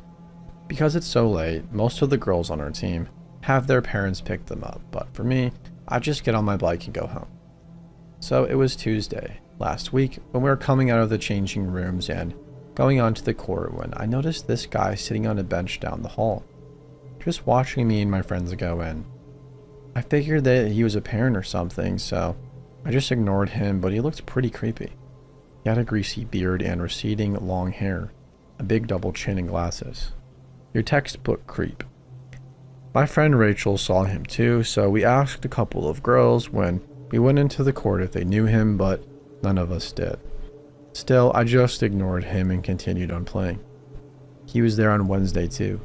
He sat on the same bench in the hall, looking at us coming out into the gym court. Rachel said that she was finding him a bit weird, and I agreed, so we told our coach, and she came out and told him to leave.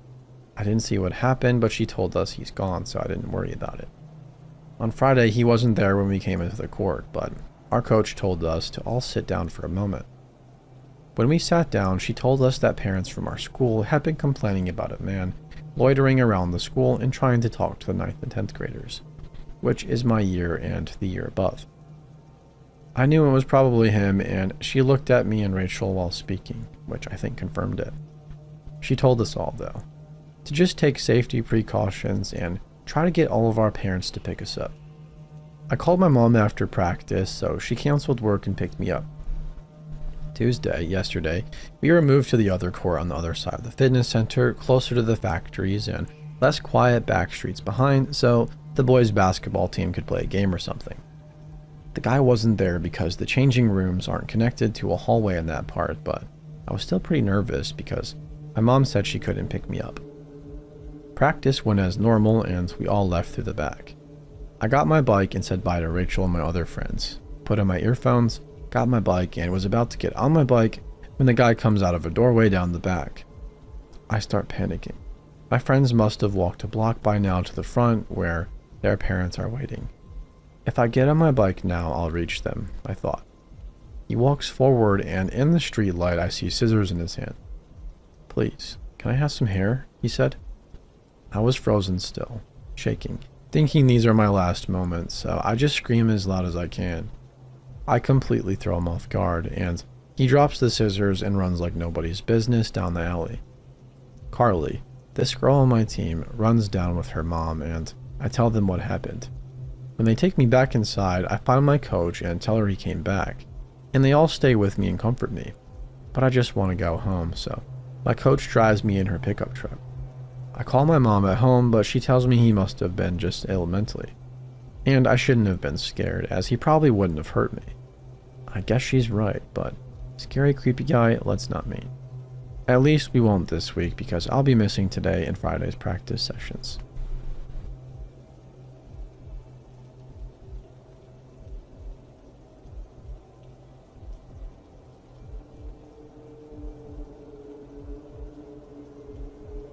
I have Arnold-Chiari malformation, so I usually like to keep it quiet and not be the loud one in my group of friends, as it causes me extreme headaches, almost to the point of passing out because of the pain and also dizziness. But one particular day, my friends had convinced me to just take a lot of ibuprofen to counteract it beforehand, so that's what I did. We had all decided to go to a large spring, which is used by the locals for swimming since it's pretty deep. Our whole group decided on a little friendly competition to swim from one side to the other, just for shits and giggles. I wish it would have remained so lighthearted. Me being the person I was, I took swimming lessons for 11 years and was on major swim teams in my county. I made it first and was flaunting it by waving to the rest of our group, who were only still halfway across, even though the most athletic of us were only 2/3 of the way there. Anyways, as I waded, it was a very forestry natural place, with vegetation covering up almost anything, so it was unlikely my group saw me at this point after I stopped waving and boasting. I felt a presence behind me, but before I could turn around, a male hand grasped my mouth and pulled me down so that I was sitting on him. The position resembled how a grandfather would hold his granddaughter on his lap, but much more sinister and forceful. I tried to kick and scream, but my strength was slowed a lot from the amount of ibuprofen I took to counteract my hihari. He had a rusty box cutter and it was resting dangerously on my throat.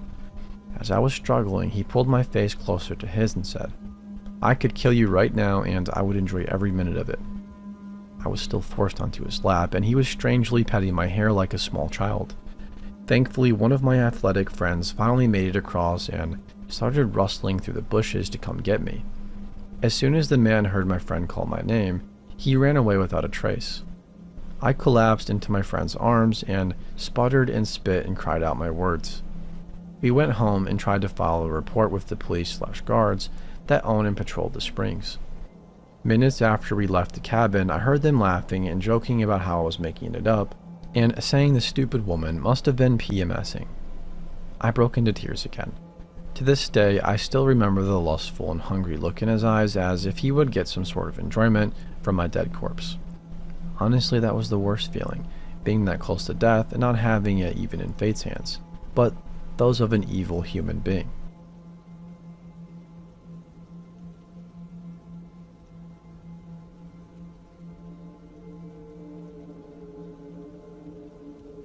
My stepfather is an ex-alcoholic and drug addict who is heavily involved in several Catholic churches and the local AA community. The drugs and alcohol must have seriously fried his brain because he still has really bad judgment and decision-making skills, especially when it comes to people. He has brought so many sketchy people into my life. Thankfully, nothing serious happened. I get it, he's trying to help others who are struggling with the same battle he went through, and maybe he is making a difference in some people's lives, but he's been bringing these kinds of people into my life since I was 4 years old. Some of them even lived with us for a while. I had kids young. I was 20 when I had my son, and 23 when I had my daughter. When my son had his first birthday, my stepdad and mom retired. My mom had me when she was 40 and decided to travel, going on mission trips with their church and moving to another state. They started working with this Catholic organization that specifically helps people who struggle with alcohol and drug addictions. The church gave them housing among their nuns and priests and paid them all a small amount of money to buy food and necessities while they worked with them. One year around Christmas time, my parents came home for the holiday and brought an older nun with them. She was probably in her 50s. My family got together and went to Santa's workshop, which was super crowded. My mom, stepdad, their nun friends, and my sisters and their kids came too. My daughter was about 6 months old, maybe less. She is a beautiful red-headed baby. I have received many comments from family and strangers on how beautiful she and her red hair are, and probably have a few other stories of people who don't understand personal boundaries regarding children. The nun was immediately taken by how beautiful my baby is and kept touching her, talking to her and wanting to hold her. It was a bit uncomfortable because this was my first time meeting her. Also, she wasn't acting this way with any of the other children that were there with us. My son, who was a 3-year-old at the time and had since been diagnosed with ADHD, was a handful and running all over the place, getting into everything. It's so hard going to places with him and her without their dad. He didn't come with us because he was most likely working. So I think I was distracted because my son was getting into something he wasn't supposed to, and I let go of the stroller for a second, and this nun immediately took it. She told me she would give me a break, and since she was a friend of my parents, and my family was all around us, I decided to let this nun push my daughter in the stroller. Another incident happened where my son was getting into something, and I was distracted again for less than a minute, And when I turned back around, the nun and my daughter were gone. I freaked out, and my whole family was still around me. Nobody knew where this nun went, and she didn't say anything to anyone about leaving. My family and I immediately started looking everywhere. Luckily, there were many of us, and we found the nun at the front of the building, right near the exit. It was terrifying. When we found her, she just said that she was taking my daughter on a stroll. I decided to leave right after that happened, and so did everyone else in my family. Luckily, I haven't seen her since. So yeah, creepy old nun that knows my parents. Let's not meet again. Edit. I posted this as a comment response, but somebody suggested I add it to my post. I forgot to mention some of the weird comments the nun had made about how if she hadn't become a nun and had children, she imagined they would look just like my daughter because red hair runs in her family. Another small but interesting detail is my oldest sister, who was there too with her 3 kids, also had a baby girl who was only a couple of months old at the time. I don't understand why the nun lashed onto my daughter in particular, other than having her red hair. Is hair color that big of a deal, or would it have been because I was a young mother and didn't have their father with me? Update. I called my mom today and asked a few questions about the nun. I believe she legitimately is a nun. She worked with her organization and was introduced to them by another nun and priest they know. She frequently worked with them when they lived in Maryland, setting up retreats and meetings for addicts. At one point, the nun had planned to go on a mission trip with my mother, but something came up and it didn't happen. My mom and stepdad moved around a lot during their retirement and haven't talked to her since they left Maryland, which was about 2 or 3 years ago. They recently moved back home and left the organization, and my stepfather works for a whole new one doing similar work, and my mom fully retired. My mom doesn't think there was anything weird about this situation, that it was no big deal, and the nun took my daughter on a stroll and didn't think to tell anyone where she was going. I haven't seen her since because she still lives in Maryland. My parents don't even talk to her anymore, and I actively try to avoid people my parents hang around now.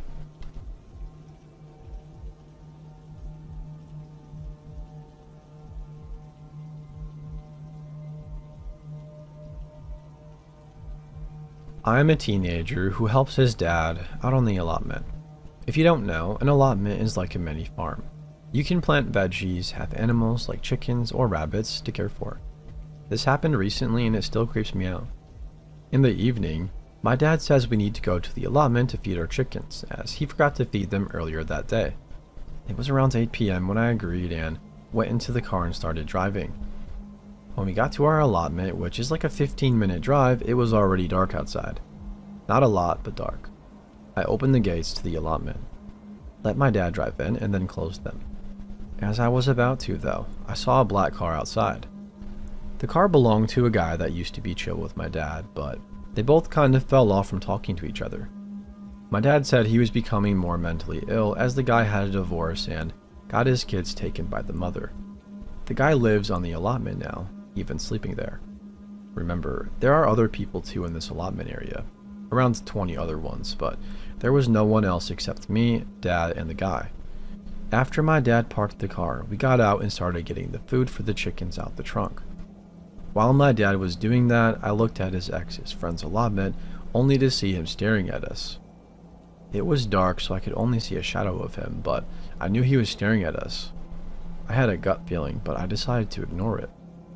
We went to the allotment, fed the chickens, and were about to go home until my dad almost forgot about something. He went to the shed at the end of the allotment to fetch something, and I was going to enter but had a feeling to wait it out instead. As I told my dad how much longer till he finds what he needs, I turned back to face our gate being opened. I didn't see it at first, but saw the guy trying to enter our allotment quietly. He stared at me and slowly closed the gate before just disappearing. I didn't react or say anything. I just stood there. I thought of telling my dad but didn't want to scare him or something. In the end, this isn't a horror movie where I should scream like a girl. When my dad left the shed, now we could go. As we were leaving, we heard a sound like an axe hitting the wood non-stop. We knew something was wrong. We quickly walked to our car, started it, and went to the gate. I left the car, creeped out by the guy being around in the allotment. I quickly opened the gate and let my dad drive through. As I was closing the gate, I saw something that terrified me immediately. The guy was just standing there, probably 20 meters away from me, looking at me. I couldn't see any details, but just darkness on him. He was holding something in his hand, but then he just moved and went into some bushes. My dad got out of the car to lock the gate. He looked at the bushes through the closed gate and rushed to his car. When we left and started driving, I told my dad he saw what I saw. He said he saw him hiding in the bushes, and he was squatting looking at us. Dad said he saw him holding something too, like an axe or a knife. We left pretty terrified, but we tried to laugh it off, knowing we were probably close to being attacked, or worse, dead. We came back to the allotment at the same time, around 8 p.m., a few days after what happened.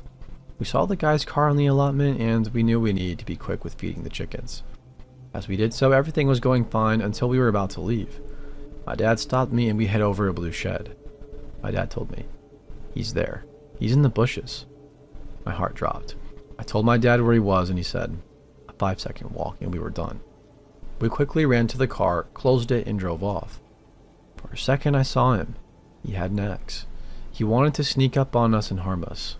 He wanted to kill us.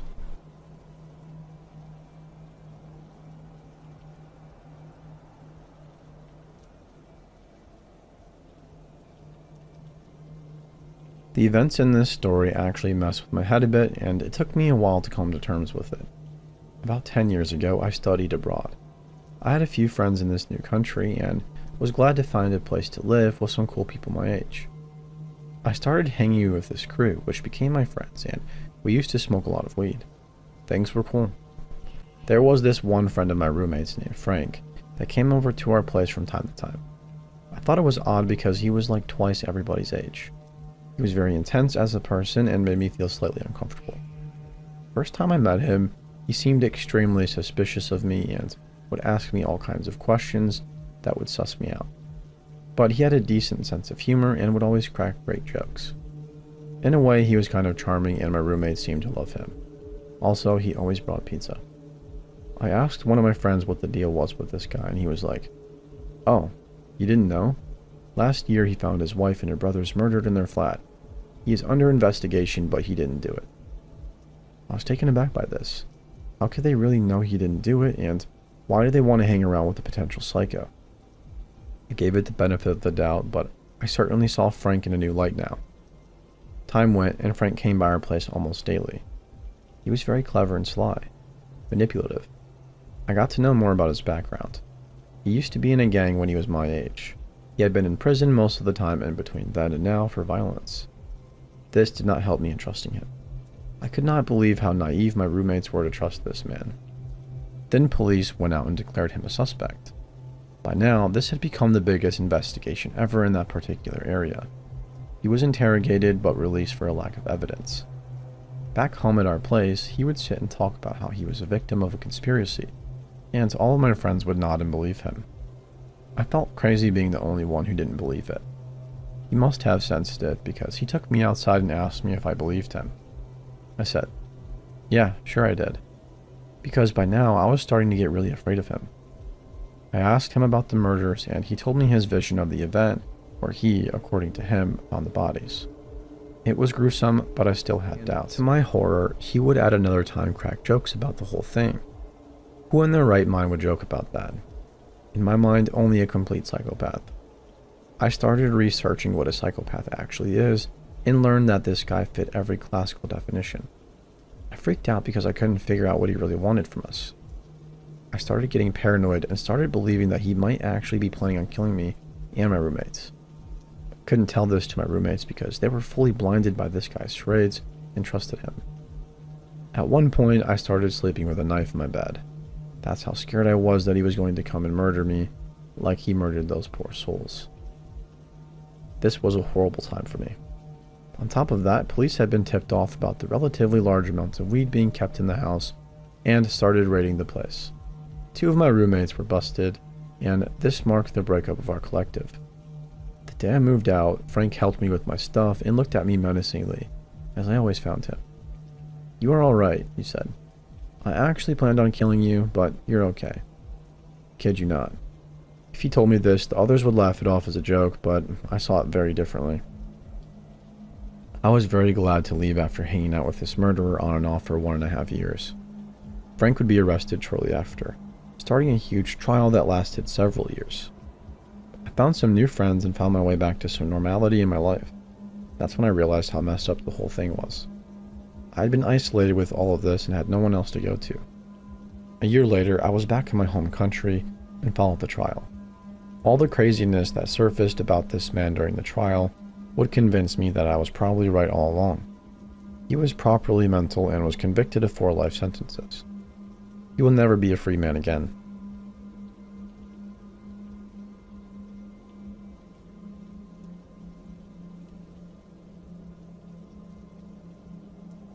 I'm not a great storyteller, but here we go. In 1985, when I was 15, I got a job doing dishes at a pizza place.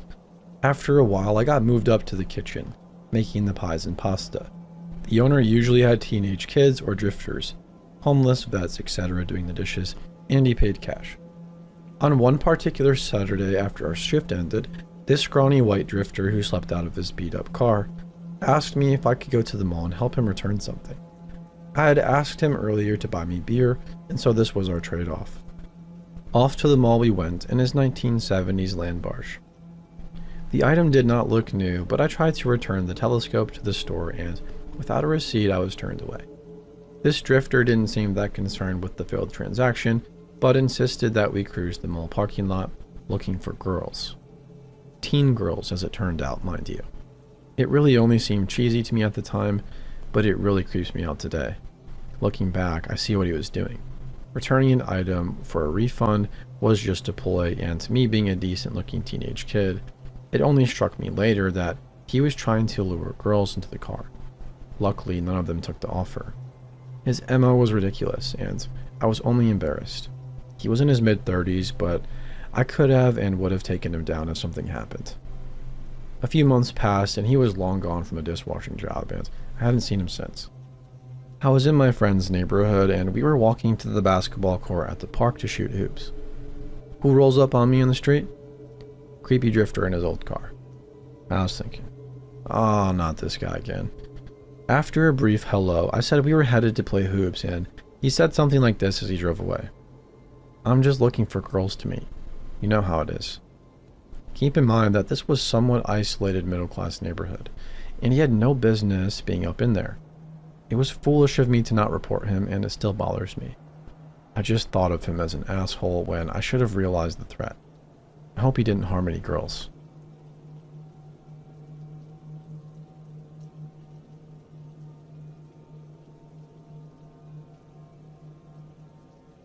I posted my scariest experience yesterday, but my husband and I had quite a few freaky incidents where we used to live. A small town in North Carolina, and one particularly creepy one near our new place in Texas. This is one from North Carolina. It didn't scare me as much then as it should have until it was too late. We never felt safe living there, but again, had to for 3 more years. We lived in an old barn that had been renovated into 2 apartments, split right down the middle. Both sides had 2 floors and a basement. It had a pond down the hill, behind it in a huge field stretched out in place of a front yard. Right smack dab in the middle of the field was a junk pile. Old rusty trash cans, tools, and just junk. It also had the remains of an old doghouse our neighbor had built and then set out there to rot when the dog died. Important later. So we had neighbors on the other side of the barn/duplex, a very sweet older couple. They had a garden right around the corner of the house where the wife would spend her day while her husband was at work. They mentioned one day that food had started disappearing from the kitchen. I thought I was losing my mind until an entire loaf of bread disappeared. They chalked it up to their delinquent daughter, stopping in without telling them and shopping as she'd done it before. Months went by, and every now and again she'd mention something her daughter had stolen. Canned food, prepared meals from the fridge, a couple of pots and pans, some toilet paper, and so on. They never reported it because they didn't want their daughter to be in trouble. We just thought the whole thing was sad. Weird stuff started happening around the house. We found the remnants of a campfire by the pond one day and a bar of Irish Spring soap floating in the water. One day I looked out the window towards the pond and saw what I thought was a person standing near the water. Scared the heck out of me, and I pointed it out to my husband. The longer we looked, we realized it was actually an item of clothing hanging from a tree. Maybe to dry. We were too spooked to go look, and it was gone the next day. Here's where it gets super scary. We started missing food. It only happened twice, but the second time we had gone on a rather long walk up our driveway to the mailbox. We'd left the door unlocked, and when we got back, the ingredients for grilled cheese were on the kitchen counter, and there was a hot pan still on the stove. We called 911, and they did a search of the yard. They didn't look in the field because it was just so wide open, with just the junk pile in the middle. Finally, one day our neighbor left her door open for 5 minutes and went to the garden right by the house.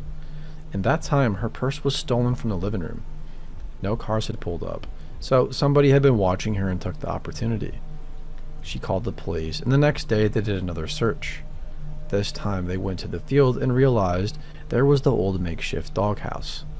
Inside there was a bed of old blankets, food wrappers in a neat pile, 2 beers, rolls of toilet paper, our neighbor's missing pans, heroin stuff, and the sweet lady's missing purse. Everything out of it and stuffed with leaves to use as a pillow.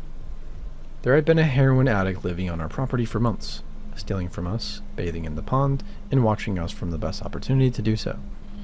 He never stole anything of value except for the purse, so I think he intended to be there a long while. I guess when he came back and saw his house empty, he just never came back.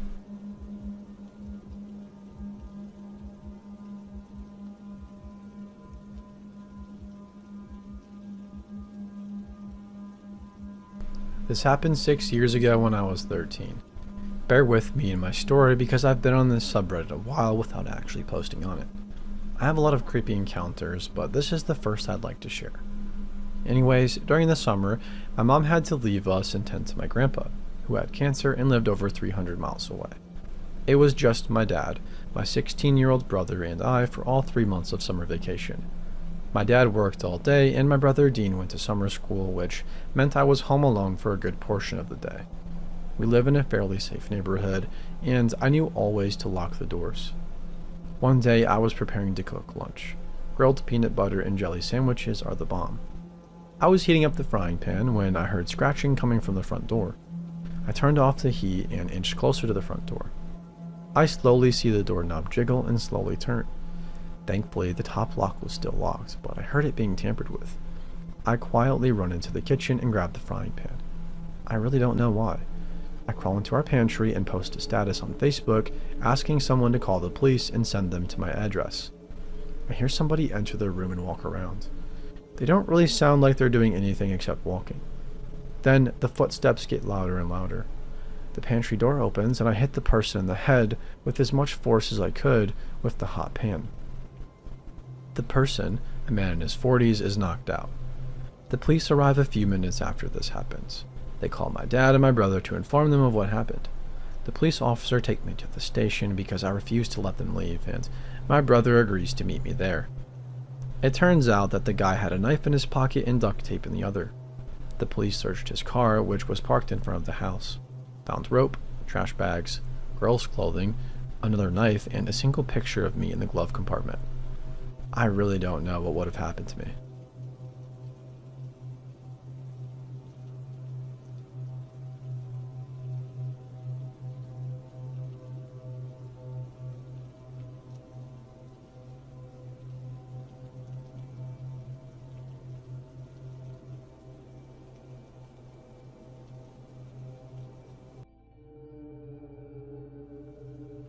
Just for context, my boyfriend and I are homeless, and we live in our car. There is a road that leads to a quiet beach on the bay near some train tracks, and there is only one road to exit. So not a lot of people come down this way, unless it's for beach access.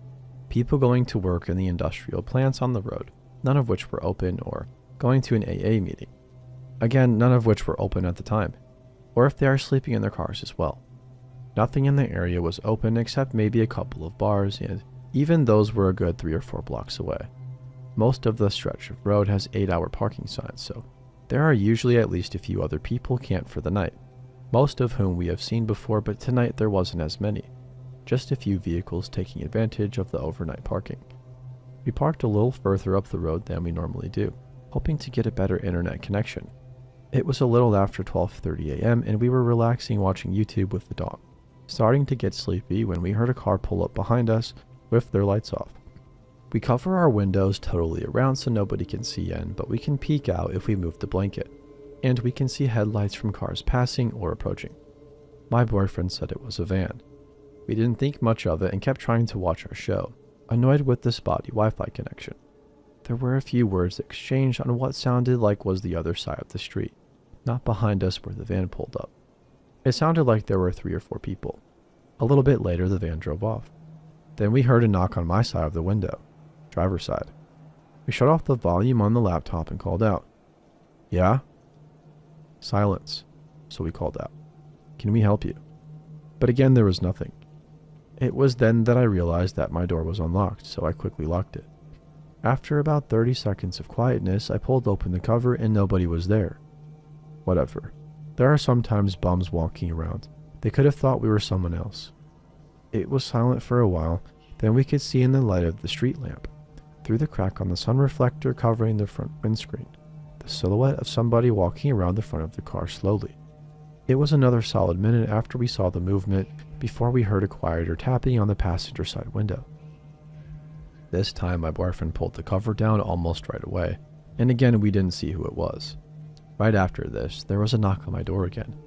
It was right about then we realized that there was still more than one person around the car.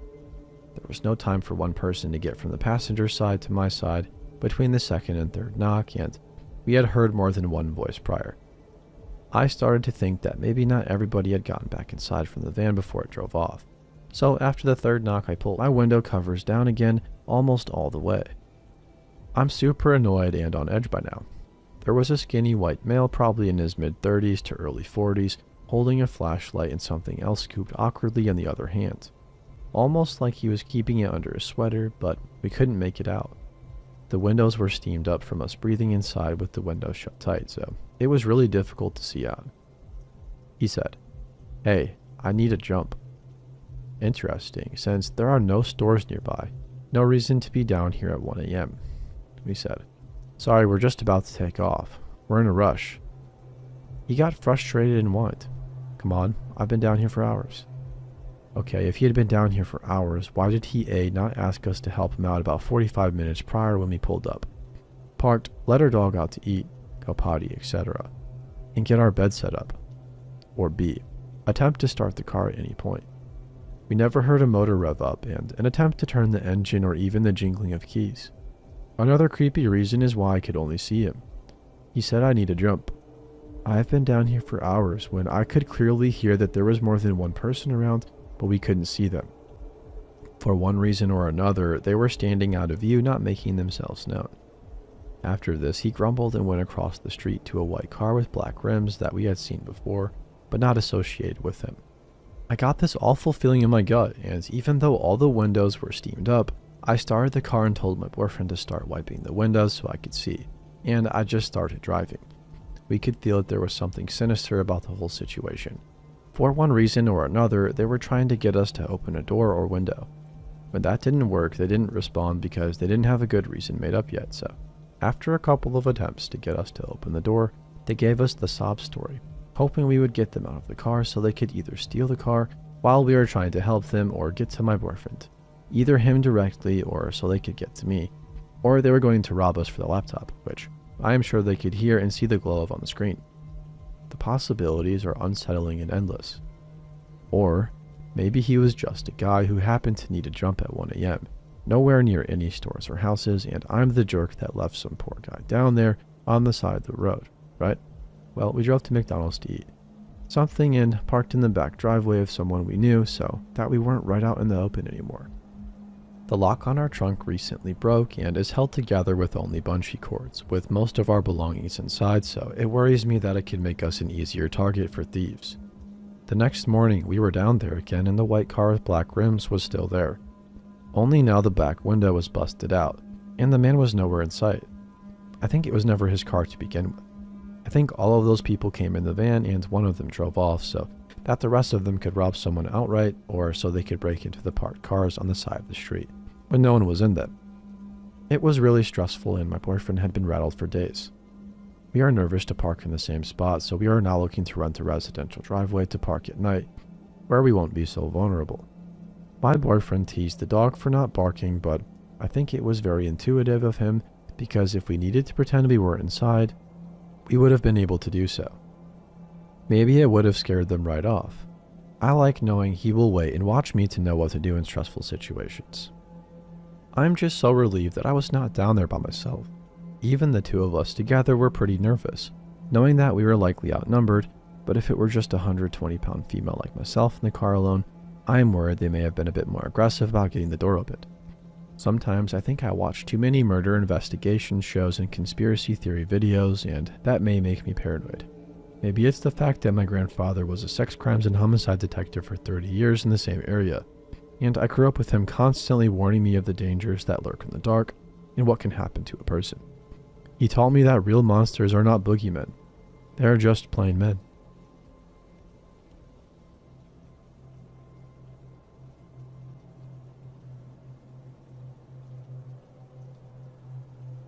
This happened about a year and a half ago.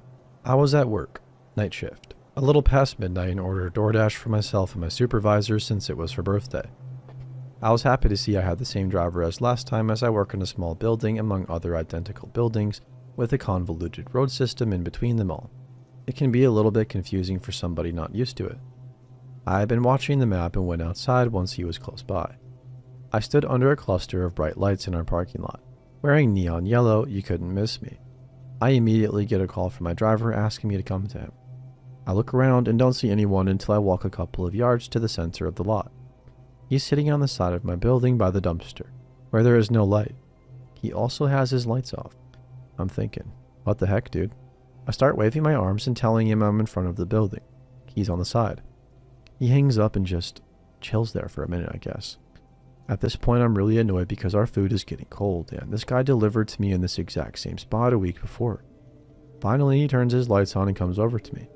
As soon as he pulls up, he's speaking another language into his phone, which then translates to English. Something like, "Hello, I am practicing English. I need new friends. Will you be my friend?" And then puts the phone towards me.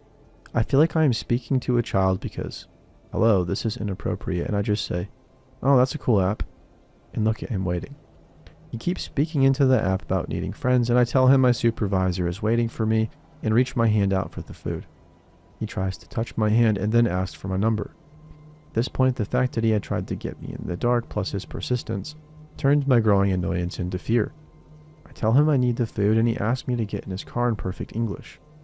At this moment, somebody in my sister's building comes out and makes their way over to the lot.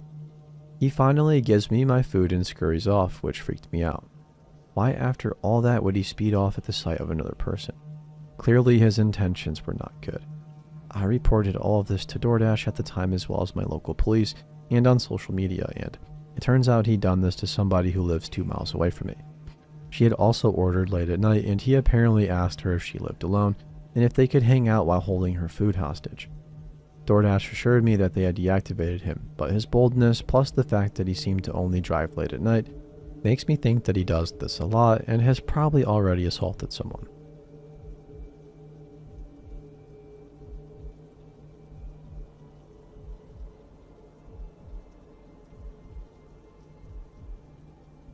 I was about 9 years old, so this was probably 1996, playing in my family's huge front yard.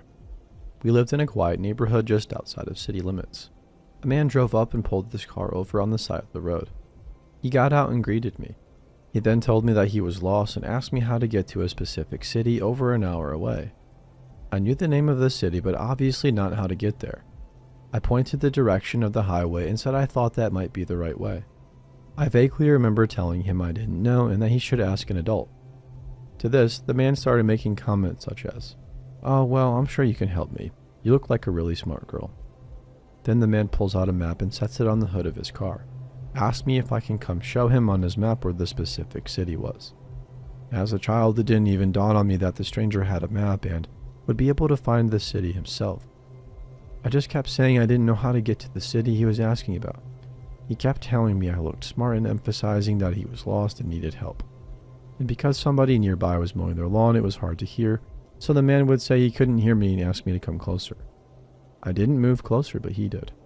My parents had planted hedges around our yard, but at the time the shrubs were pretty short. At this point, the man had moved from the front of his car and started crossing the hedge line, asking me to come closer so he could hear me. Now here's the part I wasn't aware of, and my mom filled me in on when I was older. She and my dad were inside the home. We have a bunch of windows facing the front yard, but also a bunch of trees between the house and yard, so my parents wouldn't necessarily see me. My mom said our dog Annie, a 3-year-old German Shepherd, Golden Retriever, and Boxer mix, was going apeshit. Annie was barking non-stop while running from the door and windows over to my parents over and over again. My parents were in the middle of something and just thought Annie probably had to pee. My mom went to let Annie outside, and my mom said the moment she opened the door, she flew off the porch. My mom swears Annie was hauling ass so fast that the dog didn't even touch the porch. Now back to the scene between me and the stranger. He was at the hedge line, maybe 12 feet across from me. I'm just standing there and suddenly Annie comes shooting across the yard and stops in front of me. She was the sweetest dog, and we have had her since she was a puppy. The runt of her litter, but still a good-sized gal considering her mix of breeds. Now here Annie was. She had a full-on mohawk from head to tail, standing straight up. She was baring her teeth, snarling and snapping towards the strange man. I remember looking at her and trying to get her to calm down. Still, this didn't stop the strange man.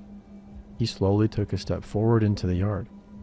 Annie seemed to be fully aware that this man had evil intentions because she never backed down. In fact, she kept me behind her and kept backing up, pushing me back. She was not going to let that man get past her. Still, the guy cautiously made a couple more steps. Around this time, my parents looked out the window to see where Annie went.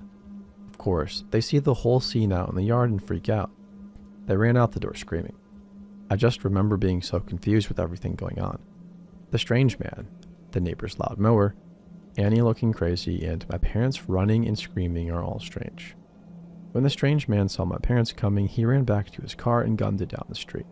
I vaguely remember seeing the stranger's map flying in the air as my dad threw me over his shoulder and ran back towards the house. So yeah, it seems like this dude was totally trying to abduct me and my dog saved my life. Like, it's crazy to think what could have happened.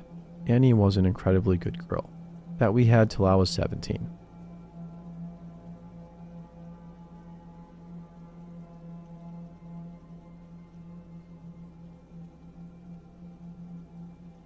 In my previous posts, I talked about the man that tried to take my sister off our front lawn. To recap, a year and a half ago, my adopted mother called me one day to go pick my little sister after she got on the wrong bus. When I got there, I found a strange man talking to her. I scared him off, but over the next few months, weird things kept happening around our yard. Finally, one of Rosie's coats disappeared and was returned hours later, with all the tears and rips fixed. After what seemed like months of asking the police for help, they said if anything else happened, they'd come over right away. That brings us to barely 24 hours later. It was a Saturday night and Claire was supposed to go out with Diane for dinner, a movie, and maybe some dancing. I was supposed to go out with my own girlfriend, and a neighborhood kid was supposed to watch all 4 kids. Diane's 2 and Claire's 2. The girl was like 14 and her parents lived 2 doors down and would be home all night. All of us were really unsure about it, and after much deliberation, I insisted that I'd be the one to stay home, and my girlfriend would come over to help. Keep me company, shall we say. Fast forward a few hours later, the kids had just eaten dinner and the ladies were ready to go out. I was inside getting dinner ready for me and my girlfriend, and they just left as she came up our driveway. I thanked her for changing her plans, and she let herself in. Bit of backstory on my girlfriend Tara. She's 19, but very tall and very thin. When she gets dressed up, she can look late 20s and be absolutely drop-dead gorgeous. However, when she's dressed down in sweats and a tank top, that probably won't stay on through the night. She's lucky to pass for legal to drive. That's a small detail that becomes important. So, we had a good night hanging out around the kids. The boys, David and Sam, are absolutely nuts over her and have been trying to steal her from me since they first met Tara. They don't leave her lap throughout the whole movie, and the girls, Rosie and Kaylee, wouldn't leave mine. Everything went smoothly, even bedtime, and before long all 4 of us are fast asleep, leaving us to finally go downstairs to enjoy our date. We have a romantic candlelight dinner a few hours late, but that didn't matter. Put on a movie that neither one of us paid any attention to and fell asleep on each other. It's nearly midnight when I hear the screaming. Flinging myself off the couch and out from underneath a very startled Tara, I take the stairs by the twos and end up in Rosie's room where she and Kaylee are in the bottom bunk shrieking. Both girls practically jump into my arms, nearly hysterical, and neither one can make any sense until I see Rosie pointing out the window. I feel Tara behind me and pass my girls off to her before turning off the light and looking out the window. He's there, standing out there in our front yard, staring up into Rosie's room at the top bunk where she had just been sleeping. My heart stops and I duck down before he can see me, my voice practically hissing as I tell Tara to take the girls into David's room, lock the door and call the police. I make sure they're in there before I check the window again and they're gone. Nowhere to be seen. My heart starts racing at this point and I double check the door. As I hear Tara on the phone with the police, the sound of the front door jiggling breaks me from concentration. I move to the stairs and watch from the windows as he moves from the front door to the back, trying each point of access he can find before turning back to the front yard. At this point, I'm set off like crazy. Not only am I kind of anxious for myself, but I also have Rosie upstairs who's already been traumatized by this guy. 3 other kids who are now awake and scared, and my girlfriend. 5 people I do absolutely anything to protect. Seeing him continue to try to each window and door, I panic as I realize he can get into our garage again, and that's where we keep our sports equipment, like baseball bats and hockey sticks. Things that could be used to break open windows. When I hear the garage door start to open, I lose it. The next thing I remember is the police showing up and Tara pulling me off the guy before the cops take him to the ground. As they get him in the back of the squad car, he's screaming and cussing at me. Tara fills me in that after she heard the front door slam open and she ran downstairs after me, and found me having tried to drag the man to the ground, the 2 of us throwing punches as I was screaming for him to never come near my family again. When they finally get him under control and come to talk to me, they explain that the reason they got there so quickly was that they had been in the area checking in on things when they found an abandoned car on the other side of the forest, directly across from where the forest ends beside our place. They found it suspicious and checked the car only to find kids' toys and pictures. When they got Tara's call, they knew the 2 were connected. When the 2 mothers got home, they revealed that the pictures they had found were of Rosie. Dozens of pictures on various days and in various places. The back seat was full of toys for a little girl and the trunk had clothes and blankets. When he finally confessed, he told the police that he'd been watching her for months before he even tried to take her off the lawn, that he was stopped by me, and that when he saw her mother go out and what he thought was a young teenage babysitter come over, my girlfriend Tara, he planned on breaking in to take her. He never really explained why, other than he wanted her, but he ended up getting charged with stalking a minor and misconduct. So the creepy guy that not only tried to take my little sister off the curb, but also stalked her for months and was going to break into our home to take her, doing who knows what to the babysitter and the other kids in order to do that. We've met more than I ever wanted to, and if I ever see you near her or the others again, I'll finish what my girlfriend stopped me from doing.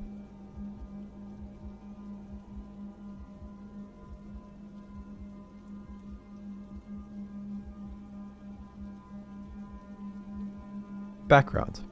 I immigrated to a small town, around 20,000 in the northeastern US, a little over a year ago from Australia. There are a handful of people of my nationality here, but we are pretty few and far between. I work in a job where I have a little bit of profile in the community. That's somewhat relevant. A few weeks ago at work, I saw this message in my Facebook other inbox, the one where messages from people I'm not friends with go. It's obviously from a dude in the area based on the limited information I can read on his profile, so I figured it was some random person who'd seen my work, found me on Facebook and wanted to drop me a line. It happens every now and then, so I wasn't terribly fazed. It read, "Hello, how are you? I've been to Australia 3 times for a total of 1.5 years. I lived in this city and here, and I went back in 93 and 2014. Please put in a friend request." I couldn't figure out how to do it from my end, as there was no option. Hope to hear from you. Thanks, Phil. Later that night, I get home from work and I'm having dinner with my girlfriend who owns a bar I work weekends at. She starts dying laughing and says, "Oh shit, I forgot to tell you. And you're going to kill me." My first customer today wanders in, and already I can tell he's a bit weird. He asked for a beer and I give him one, and then he asked me what age ranges of women come in here. I tell him like 25 plus, he says. That's my age range. I'm 44 and keep rambling on to her. Somehow he gets to the topic of Australia and how he's been there a few times. She says, "Oh, my boyfriend is that nationality, actually." And I cut her dead off with, "Wait, is his name Phil?" She falls about laughing and is like, "Yup." I yelled, "F me, man." Apparently, he spent a good hour showing off his knowledge of my country's slang terms and geographical tidbits before asking where I lived. No, where exactly does she live? Like what street? What my full name was, and whether I worked there. He told her that he loves people of my nationality and that he's a state-certified guide so he could take me out canoeing or hiking or whatever. Yeah, like I'm gonna frickin' do that in the woods with a strange dude who tracked me down over Facebook just because I'm from a country he loves. He goes back into the bar 2 nights later, a Friday night, and my girlfriend texts me saying that he asked her whether he got my full name right because he sent me a Facebook message and he never responded.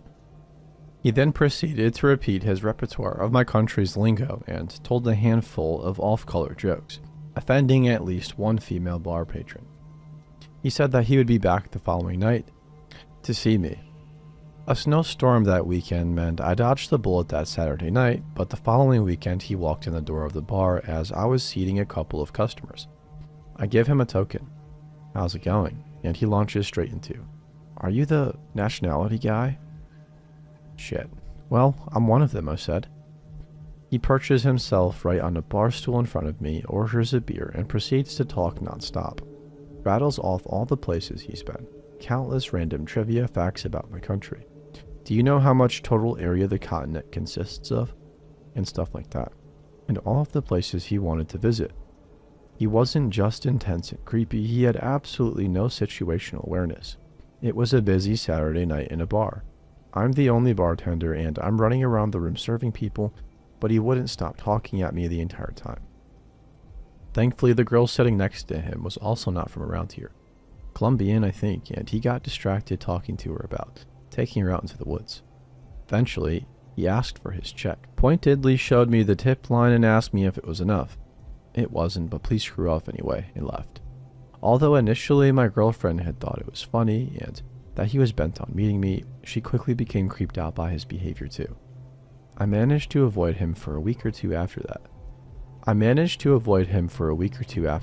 Until one Friday afternoon when the girlfriend and I were having a quick lunch at the pub before I went into the office. We sat at a table next to the main bar, and who should cut his conversation with the bartender, whom we know, in mid-sentence, turn around and stride over. "Your friendly neighborhood creep. I've got something to show you," he said, as he rummaged in the pocket of his jeans before pulling out a large handful of loose change. My country's change. Yeah, I've seen Australia's currency before. Do you actually carry that around with you all the time?" "Well, I love Australia." Yeah, that much is evident. He again gave me this shtick about how he wants to visit this city and that city for the 3rd time I've heard it now, and again failed to recognize my half-turns away, ignoring him body language. Mercifully, the bartender came over to take our order, and Phil left to pay his tab. The bartender brought over a slip of paper Phil had written his information on, in case anybody was interested in going out in the woods for outdoor activities. It was like something they'd find in Ted Bundy's Personal Effects. The handwriting and general layout of this note made me immediately and genuinely question this guy's grip on reality. He leaves and I breathe an audible sigh of relief. We start talking to the bartender about our other weird interactions with the guy. And of course, who should return quietly, probably hearing everything in the process because he left his coat on the coat rack. He showed up at the bar again later that night while I was at the office, and told my girlfriend that he's also a profession that involves being around children. Ugh, want to know the best day of my life? He asked her. He said he was asked to speak to an audience of students at an all-girls private school one time, when he was in Australia in his 30s. Afterwards, he said he slept with one of the seniors. Somehow I didn't ask for further details. I haven't seen him since, thankfully, but he cropped up elsewhere in what I hope is a small world. Small-town coincidence. I had relayed this story to a coworker last Friday, after she told me a similar story about being harassed by a weirdo that she talked to on a dating website. Today, she says, "I think the stalker outdoor guide who's following you around contacted me on a dating site." Sure enough, I look at his profile and it's him. No question. She takes a bunch of screenshots of what I can gather is his About Me section and texts them to me. They are the ramblings of a madman. I'd post the screenshots, but they'd probably give him away, and I don't want to bear the wrath.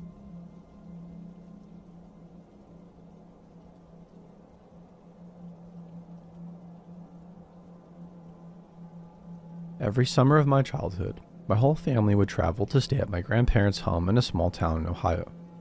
They didn't have a big house, so all 4 of us girls had to share a room, with me and my oldest cousin in one bed and my 2 middle cousins in the other.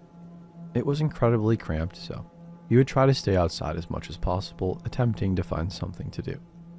This particular summer, I was 9 and my cousins were 12, 13, and 16.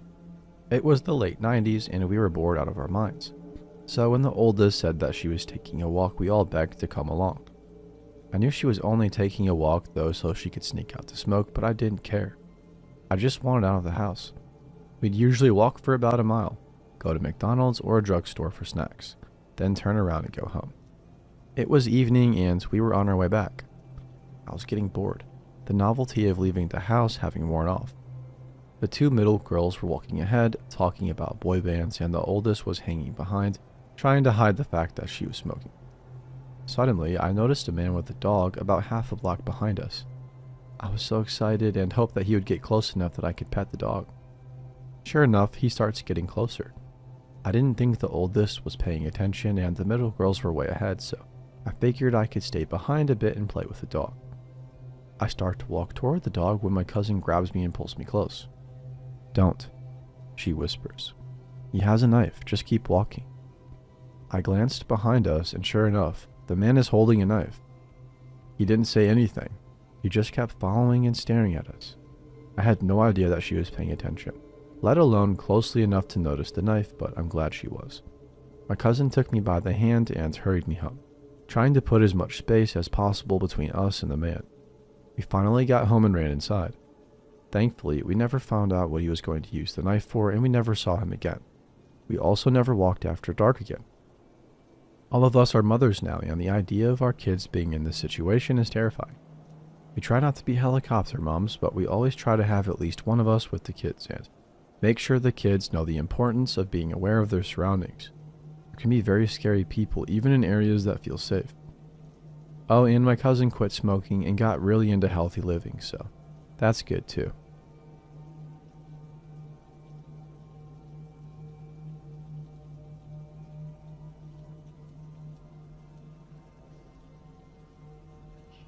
I'm not sure if this is the right subreddit for this, but I for sure hope to never meet this POS again. This happened to me in high school when I was in 11th grade. I was 16 years old. The street I lived in was in New York City, and it was a pretty small street, so you could hear anything that happened at each end of it. You can hear kids laughing, kids falling from bikes, etc. This is an important detail for the story. Another important one is the house I lived in only had one front entrance to get into. The front entrance had 2 doors, a screen door, which was the first thing an outsider would see when they approached my house, and a wooden door. Both had locks, so nobody could just open the screen door unless they had a key. I note this due to all the videos I watched online of people just yanking screen doors open. I was living alone for a month, and it was pretty fun and mundane. My parents were living in California at the time due to work. One day, while I was on my computer doing something, there were these strong knocks on the screen's front door. I left my room and approached the front wooden door cautiously. I'm an easily anxious person, and it does not help that I keep watching crime documentary videos. The person on the other side knocked on my screen door again. I peered through the peephole of the wooden door and could see that this white middle-aged dude just standing there, moving his head side to side, and his body was doing those jumpy movements that people do when they are standing and waiting. I decided to open the wooden door a little bit, thinking the screen front door was going to protect me anyway, and asked him, "What's wrong?" The guy instantly responded, "There's been a car crash. Please come out here and help me. A kid that was riding his bike was run over." I asked, "Where is the car crash?" The guy responded, "Down the street over there." He pointed to one of the ends of the street. Remember how I said the street was small and I could hear anything? Even a kid falling from his bike, so I sure as heck could have been able to hear a freaking crash. The second he said that, my guard immediately went up, and while I was quite scared, I was also mad for some reason. Call the police. I don't know why you're coming to me. The guy pushed on with what he was saying before and asked me to come out to see the car crash with him and to see if there's anything we could do to help. I remember saying, call 911 or I will. They'll be able to handle this much better than I can. I then closed the wooden door and locked it. If you're wondering, I didn't call the police. I just went to my room and watched YouTube videos. I know it's a weird thing to do, but I was trying to calm myself down because at that point my heart was beating so fast. I kept looking at the time. I forgot what specific time it was, but I remember it being in the afternoon. The sky was bright blue at least. I waited for a few hours when I was sure the guy would be gone. I went back to the front entrance and opened the wooden door, made sure nobody was there, and opened the screen door to see the car crash at the end of the street. Why did I do this? I wanted to truly make sure that there was no car crash. I know I said I would have heard it, but I wanted to make sure I wasn't ignoring an actual thing that I just happened to not hear. There was nothing there. No kid and no crashed car. Just the usual street end that I'm used to. At that time, I felt a sense of relief. It was only a few years later when I thought about this moment again and realized that God may have had some malicious intention for me. Good thing I kept myself level-headed and realized that there's no way there could have been a crash without me hearing. Who knows what the heck would have happened?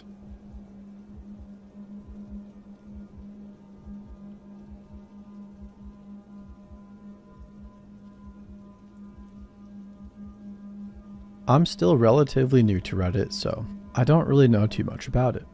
I am a fan of YouTube videos though. When I'm doing things around the house, I like to listen to readings on YouTube of Reddit stories, both hilarious and terrifying ones. One day, as I was cleaning, a video I was listening to finished and automatically played the next one, which was a stalker story reading. After hearing other people's encounters, I decided that maybe I'm ready to share one of mine too. I posted a story of mine earlier and I got a lot of positive reinforcement, so I think that I want to post another one. This is an encounter that went on over the span of maybe a month, then continued on from a distance for the next 2 years. This is a pretty long story, so I'm sorry if it gets boring. Growing up, I lived in a really small town. I don't mean footloose small. With a mere 14,000 people, I mean really small, with only 1,000 people when I moved here in the first grade. I didn't make any close friends all throughout my school days and wanted to get pretty far away. The farthest my parents would let me go for school, though, was a few states over to study Japanese at a private university in Ohio. My freshman year flew by. I met a ton of new people, and my Facebook exploded with friend requests from both domestic and international students alike. Not remembering everyone I met, I accepted them all. I was young and excited to make new friends. I ended up making a lot of good ones. I was actually kind of, dare I say it, popular. By my second year, the leader of my department had deemed me the big sister of the program. It was a small program, but I was usually the one that people would turn to for help. I was good at what I was studying and I was proud. There was a building on campus that was open 24 hours for students. It had couches, armchairs, and coffee tables on one half and tables and regular chairs on the other, separated by a big fireplace. There was also 2 little secluded loft areas for small groups that wanted a little more privacy. People would go there to study or even to just hang out with friends. There was a cafe attached to it, so it made it ideal for a study spot. Coffee plus students equal productiveness. Because I am a coffee fanatic, some might say coffee snob, I was always in the study building where I had access to coffee when I wasn't in class or catching those oh-so-rare hours to sleep. The only problem, well, if you can call it a problem, was that because I was the go-to person for the program, I would only sit down for a few minutes before somebody would come up and sit with me, be it to study or to chat. Usually the latter. When the end of sophomore year was rolling around, the dreaded exam time was approaching quickly. I was studying abroad my junior year and wanted to leave my school on a positive note. I was desperately trying to get some studying done, but people kept stopping to chat with me in the study building. Don't get me wrong, I'm not complaining like, oh wow, I'm so popular I can't even stand it. No, I loved my friends, but they couldn't really grasp the concept of silent studying. A few of them were already done with exams and just wanted to talk. I decided to try my luck in the library.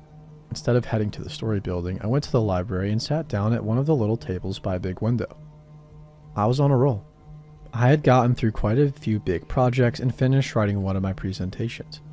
I sat up a little straighter and stretched out my arms in front of me, letting out a satisfied sigh. A voice from behind me suddenly said, "Working hard?" The library wasn't a popular space to study. Everyone usually went to the study building or got some private rooms on the other side of the building, so the sudden voice behind me made me jump a bit. Yeah, I replied. He was a Chinese guy on the heavier side, a few inches taller than me. Sorry, do I know you? Now, I don't remember his name, so for this story, I'll just call him Chen. Yeah, we met at orientation. We are friends on Facebook, he said. His English was good, but sometimes his accent was hard to understand. He still didn't give me his name, but he looked at me so expectantly that I felt bad for not remembering him. Oh yeah, I blurted out. It's nice to see you. How are finals going? We talked a little bit about school and some other small talk. It was getting late though, so I excused myself to go back to my shared house for the evening. The next day, I avoided the study building again, hoping to get the same amount of studying done that I had the day before. I walked quietly into the hall, glancing around. I didn't see Chen, so I went to my table from the day before and sat down. It wasn't 15 minutes before he appeared though, sitting down next to me and trying to strike up a convo. I was a little bit annoyed, but I stayed polite. I excused myself after about an hour of awkward conversation with the stranger and gave up for the evening. It was still early, but I grabbed some friends and we went out for dinner at a local diner. The next day, I decided to try again. I went into the library and much to my dismay, I saw him sitting at my favorite table.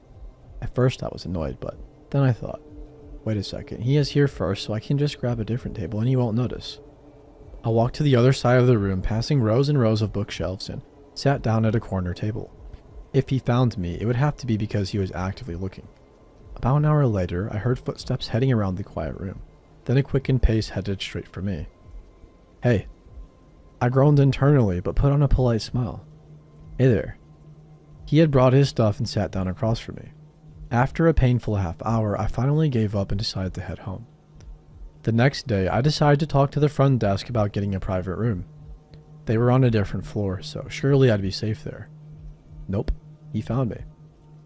After knocking repeatedly on the door and staring at me, I could no longer pretend that I didn't see him or hear him, even with my headphones on. If I waited much longer, I'm sure the other people in the area would be just as annoyed as I am, so I didn't want to ruin their study time. I opened the door. Oh hey, I was actually just getting ready to leave. I lied. So soon? I was hoping you could check my English paper. Ah man, way to make me feel guilty. Well, I could spare a few. Cool. He pushed his way in, sitting down at the table. Sighing, I sat back down and took his paper. As I started checking it, he started talking about how he had never shared a meal with a girl before because he thinks it's such an intimate thing. I was checking his paper as quickly as I could, trying to get away from the awkward encounter, so I let out the occasional, and head nod, barely listening. Suddenly, he starts pulling food out of his bag from a nearby Chinese restaurant and hands me a fork. I'm sitting there thinking, wait, what? He just said he thinks sharing food with a girl is intimate. Luckily, I was able to form words. Your paper looks good. I don't see any real English mistakes. I can't stay though. I have plans to eat dinner with some friends. Sorry. I passed him his paper, stood up and left, slightly creeped out. I would have blamed it on cultural differences, but I knew a ton of other Chinese kids on campus and none of them were as weird as Chen. In fact, I was close to a lot of the other Chinese kids because they were so cool. But Chen was giving off some really scary vibes and I didn't want to see him again. The next day, I decided it would be better to just study at the study building. I'd rather be surrounded by chatterbox friends than alone with a creepy stranger. The loft was open when I arrived. You have to climb stairs to get to it, and you can't really tell if anyone was up there, let alone who, unless you are really trying to look up through the cracks or go halfway up the stairs. Practically giddy with joy, I rush up the stairs and settle into the armchair with a cup of coffee from the cafe. The giddiness of finding the loft open quickly wore off though, as I went into the productive mode. I got a lot of studying done, but after about 2 hours, movement downstairs caught my eye. Chen was walking around, looking around the open floor. I took a deep, quiet breath and tried to push the paranoia down. No big deal, right? Maybe he was just tired of the library and wanted to study in this building for a change, for the first time in 2 years. Then I heard it. Those awful words. He was asking a group of people I knew if they'd seen me, asking about me by name. Luckily, they arrived after me and didn't see me go up into the loft. I was safe. He looked around a little bit more and finally left. The next day, I promised a Japanese friend of mine that I'd help him with his paper. My friend was a 6.5 foot tall, ripped like a quarterback phenomenon of a man named Tetsuo. We agreed to meet in the loft at a set time, and I arrived a bit early to make sure that we could actually get the loft since they were a bit popular. I was sitting in the armchair when I heard him start coming up the stairs. He was 15 minutes early. How very Japanese, I thought jokingly. My heart dropped when I looked up, though. Not Tetsuo. Chen. He silently stalked over to the sofa, dropped his things, and sat on the coffee table in front of me. He put a hand on each of the arms of the chair, locking me in, and proceeded to forcefully kiss me. He was bigger than me in both height and weight, so it took a lot to push him off me. I'm sure that the rush of adrenaline helped. What are you doing? I shrieked. I'm in love with you. I want to be with you, and I want you to marry me and move back to China with me and start a family with me. He started to lean in again. I leaned back and tried to push him away. Get away from me. He leaned back a little, but kept his hands on the arms of the chair and his knees on either side of mine, locking me in so I couldn't get away. What's wrong? What's wrong? Did he really just ask me that? Was he stupid as well as crazy? You. No. Just no. Get away from me. I tried to wiggle free, but he was stronger than me. I don't even know you. But I know you, he said. I need you and I love you. I was about to scream for help when Tetsuo came pounding up the stairs in a rush. Chen may have been bigger than me, but Tetsuo was way bigger than Chen. He looked right at me, asking me in Japanese, "Are you okay?" I replied in Japanese, saying, "Help me." He started walking towards us, and Chen immediately leant back and let me go. Tetsuo took my hand, pulling me to sit on the sofa right next to him, saying in English, "You promised to help me with my English paper." I was shaking, but I felt significantly safer with Tetsuo there to help me. He could easily take down Chen if it came to that. Chen didn't leave. He sat in the armchair I had just vacated and waited. Did he think that Tetsuo would just leave and he could continue to harass me? We finished Tetsuo's paper in about an hour. I took my time explaining certain grammar points and spelling patterns, hoping that we could take long enough and Chen would give up and go away. But he didn't. Tetsuo got up and stood between my stalker and me. Let's get some dinner. He picked up my stuff, took my hand, and pulled me down the stairs without a second glance at Chen. We didn't get dinner. For obvious reasons, I didn't have an appetite. Tetsuo did walk me home though, and I told him all about Chen. He said that until finals were over and until I left the university to go home for the summer, he would act as my bodyguard. He said he would take me to all my classes and stay with me outside of class. He was true to his word, but Chen always was within view. The day of my last exam and the day I was leaving, I met with Tetsuo in the study building. We looked around and didn't see Chen. With that, I said I was going to buy a coffee from the cafe. Upon entering the cafe, I rushed to the counter and ordered my usual, a medium black coffee. My blood turned to ice as a voice behind me said, "Make it a large one on me." Chen. He was always hidden in the cafe, knowing that I would be going there for my coffee like always. Nah, I told the woman behind the counter. My usual medium, please. I'll be paying for it myself, too. Let me, he insisted. There was a little bit of back and forth between us. Thinking that we were a couple or something, the woman behind the counter smiled and said, just let the guy get you a cup of coffee. I begrudgingly agreed and rushed away as soon as it was in my hand. He was still paying. He caught up to me before I could reach Tetsuo, though. So close. There was a pillar in the way, though, so Tetsuo couldn't see me. Every time I tried to move, Chen stepped into my path and stopped me. He began begging again. Marriage, family, China. No, no, and no. Tetsuo realized I was taking too long and came to rescue me, telling Chen to stay away from me. As we were walking away, Chen said, "I won't give up. Not ever. Not even if you marry someone else." I took my last exam and moved back to Illinois that evening. I did find Chen on my Facebook and blocked him. It wasn't hard to locate him after he started liking all my photos. I studied abroad in Japan for a year and had to go back for my uni for senior year. I had a boyfriend then who is now my husband. A friend and I rented a house just off campus, but the internet wasn't going to be set up for another few days, so I went to use the free Wi-Fi at the study building. While I was talking to my boyfriend, who was still in Japan, Chen appeared in front of me. He immediately began trying to talk to me, then noticed I was talking on the phone and decided to stand there silently staring and waiting. My blood went cold again and I began to panic, telling my boyfriend in Japanese what was happening. I told him about Chen while we were in Japan. He told me to run away or to find somebody nearby to help. Instead, the anger in me began to rise. I wasn't some pitiful little girl that needed help whenever something happened. When I was in Japan, I had experiences that demanded I stand up for myself, and this time wasn't any different. I looked at him and said, "I'm talking to my boyfriend, please leave me alone." He stood there staring at me for what felt like hours, though I'm sure it was only a few moments. After narrowing his eyes and glaring at my phone, he walked away. I managed to avoid him for most of the year, but I always saw him lurking nearby, staring. Because I was almost always surrounded by friends, though, he never dared to come near and beg for marriage again. He tried to approach me more than once when I was alone, but I made it clear to him that I would scream if he touched me. I kept to public places and made sure to never ever be in an empty place. I think it helped that Tetsu was usually by my side too. I live in Japan now with my husband. It's been 3 years since I graduated and I haven't seen or heard from Chen since.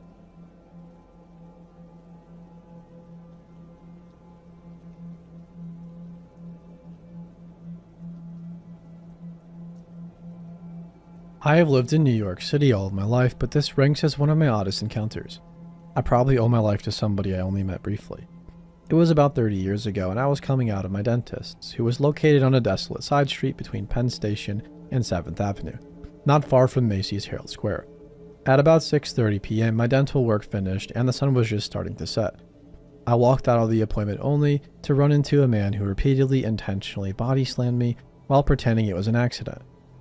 I had formed an intention to say nothing, but to slowly edge my way closer and closer to the open door of the chock full of nuts and make a quick dash for the entrance.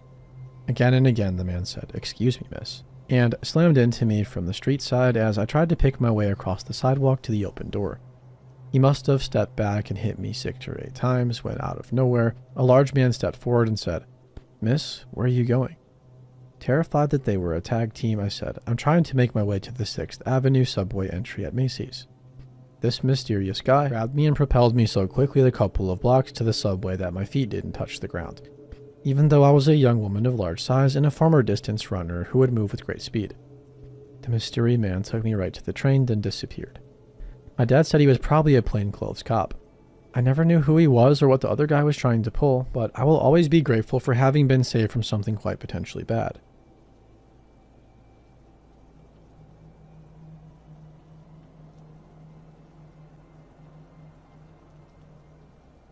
I've been lurking on this page for the last 2 years, but I've always been too scared to tell my story. Funnily enough, I stumbled across this thread by complete accident just after my encounter, while looking for a way to rationalize or come to terms with myself over what happened. I've had some creepy encounters in my time, but I've never had something as full-blown as this. This experience single-handedly put my life on hold and gave me a whole range of stress and anxiety. Throwaway account to protect my own identity, as well as being a first-time poster. This happened approximately 2 years ago. I was around 18 and I had been moving houses quite a lot before I finally moved into my current house and also the house these events take place in.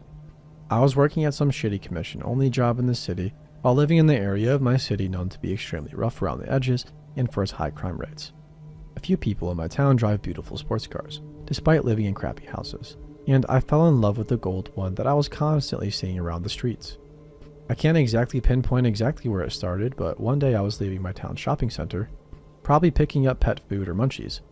Sounds about right, to be honest, when I picked up on a car driving erratically behind me, swerving through multiple lanes of traffic to keep up with me and trying to get my attention. The car was full of men aged 20 to 30, and once they realized I had seen them, they were ecstatic. I passed it off as boys being boys and just some odd catcall, and I turned into a side street so as not to lure them to my house. I was new to the area and didn't realize I turned into a dead-end street that linked back around to the road I was on, and to my annoyance these guys followed. Not wanting to delay getting home, I decided to just speed like a maniac to my street, pull a U-turn in the side street next to my house, small cars for the win, quickly pull into my driveway and park the car behind my house and out of view from the street. Satisfied, I took my keys out of the car and walked around to the front door. I remember being a naive idiot smirking to myself while noticing this car full of guys hadn't made the U-turn in time and were now driving slowly up and down my street looking for me. I felt like a complete badass and went inside. But here's where the creepiness begins. It was about a month or 2 after that encounter, and to get to work and avoid traffic, I was catching the train to the city, which was right near my house. One day in the afternoon while coming home from work, there was a semi-trailer driving down the road. Something not uncommon as my street was off a major road between 2 towns, and we were constantly upgrading the road. The driver of the truck half leaned out the window and started catcalling me. I, being young, just decided to smile at this guy instead, hoping he'd just have a laugh and keep driving. Well, I was wrong. The guy instead turns off his truck and starts running towards me on the street. I had huge headphones in and didn't notice until he tapped me on the shoulder and offered me a cold energy drink. It was the middle of summer and still light outside on the main road. Thinking this guy posed no major threat, I accepted this drink and made small talk. For the life of me, I can't remember if I accidentally slipped up and revealed minor things that could reveal where I lived or even my name. I remember he kept bugging me for a phone number, so I finally just gave up and gave him my actual number, but with a digit changed on the end. This always worked in the past, and I just wanted to go home and chill out. The guy eventually hopped back in his truck and drove off. I remember smiling, thinking how awesome it was that I got a free drink, and then I got a little paranoid thinking that he bugged the can with a tracking device or something. I laughed it off, thinking of how stupid that was, posted the drink on my public Instagram, and went on with my day. A few weeks later, and there were some tradespeople working on my street. They'd occasionally catcall and come up with stupid one-liners that I'd post on my Facebook, laughing with my friends about how forward and amusing they were. I don't know if they were related, but after my experience, anything is possible. I was smoking up quite regularly around this point, and I started to feel paranoid in my home. At first, I brushed it off as a minor side effect of the weed. However, I couldn't quite shake the feeling of being watched. I started to receive phone calls from private numbers that wouldn't say anything on the other end. I joked with my friends about a stalker I had leaving cartons of beer on my driveway and switching the sensor lights on in the backyard near my bedroom window. I had a sensor light on my front porch stop working all of a sudden, and I assumed it had just blown out. I felt completely on edge, like I was being watched through the windows. I'd hear footsteps on my front porch when I was in the living room, and at night I would keep waking up for no reason. I'm a heavy sleeper, so it struck me as odd. I spammed calls to my local police station for weeks, telling them I thought somebody was in my backyard or on my front doorstep. However, by the time they would drive out, they'd take a look around the place, find nothing, see my red eyes, and just assume that I was another paranoid user. Eventually, my cat started acting strange. She started hissing and jumping at my bedroom window, running around the house and howling. I thought she was just seeing a neighborhood cat in the window and banging her tail on the thin glass, making it sound like knocking. Whenever I locked her out of my bedroom to get some sleep, she'd start wailing and panicking, clawing at my door to be let back in, only to once again slam into the window and keep up with her odd behavior. This started happening every night. One day I came home and my mom was livid. She handed me a note that was left on the front door, blamed my ex-boyfriend. He was an abusive POS and demanded I hand it in and go to the police in person. I took the note to the police. I think it said something like "found you, thought you could hide," or something along those lines, so all signs pointed to my ex. I calmly gave the police my ex's number in the note, and we all laughed about it, and they promised it would stop. It didn't. My friends started to grow concerned, and I told a few of them that I believed it was my ex. A few of my male friends, bless them, made a game out of waiting for my ex to come back to my house so they could take matters into their own hands. They would drive by a few nights to make sure I was okay, and I started sleeping with the lights on. One night, it was 1 a.m. I was awoken up by my cat howling and my phone ringing off the hook. "Get out of your house now. It's not your ex." It was one of my friends. I panicked, grabbed my cat, packed a bag, and sped to my friend's house. That night, everything fell into place. My friends had noticed a man lightly tapping on my window and staring at me around 12:30. The man noticed he was being washed and quickly peeled off in his gold sports car. While I drove to another friend's house to be consoled, my other friends followed this man half across the city, trying to confront him. Eventually, he turned into a block of apartments and ran inside. Spooked out and deciding they didn't have enough manpower or intimidation, they decided to call it a night, call the cops, and come back later to suss the guy out. The next day, the police turned up at the house, did a small look around, and left, claiming that there was no evidence and nothing they could do. A few days later, my friends, not accepting this for an answer, decided to come back to the apartment and start looking around. They asked a few neighbors for a guy matching their description, and while they did know the man, he wasn't very sociable and his car had apparently not been around for a few days. A week later, I received a box of items on my front doorstep and my heart sank. There were photos, dozens of them of me at work, in my house, sleeping, catching the train. Photos of my friends, photos that I didn't even know how they were taken. A small book containing Tumblr, YouTube, and Instagram addresses, my hobbies, where I worked, etc. The most concerning of all was the light bulb to my front porch and some underwear that had gone missing from my clothesline, all neatly piled together in this box. And then it just stopped after that. I never received anything else, and my friends watched my house for a few weeks and saw nothing. The scariest thing is I can never put a face to a name, and I constantly live on the edge of whether or not this will happen again. Sometimes I have sleepless nights, like tonight where I stay awake listening out for a tap at the window or footsteps on the driveway, but nothing ever happens. I met my boyfriend a month after this happened, and even he can't believe me sometimes and calls me paranoid. It's a horrible feeling to feel unsafe in your own home, but it's an even worse feeling to question your own sanity and never know how this all started. I am getting better slowly, but I will admit I'll probably never be the same openly cheerful person I was before. I browse this sub every night before bed, reading all of your encounters, and I'd also like to thank you all for making me feel somewhat included and secure in the community. Even though I don't post often, I always fall asleep feeling less alienated from the world in some horrible twisted way.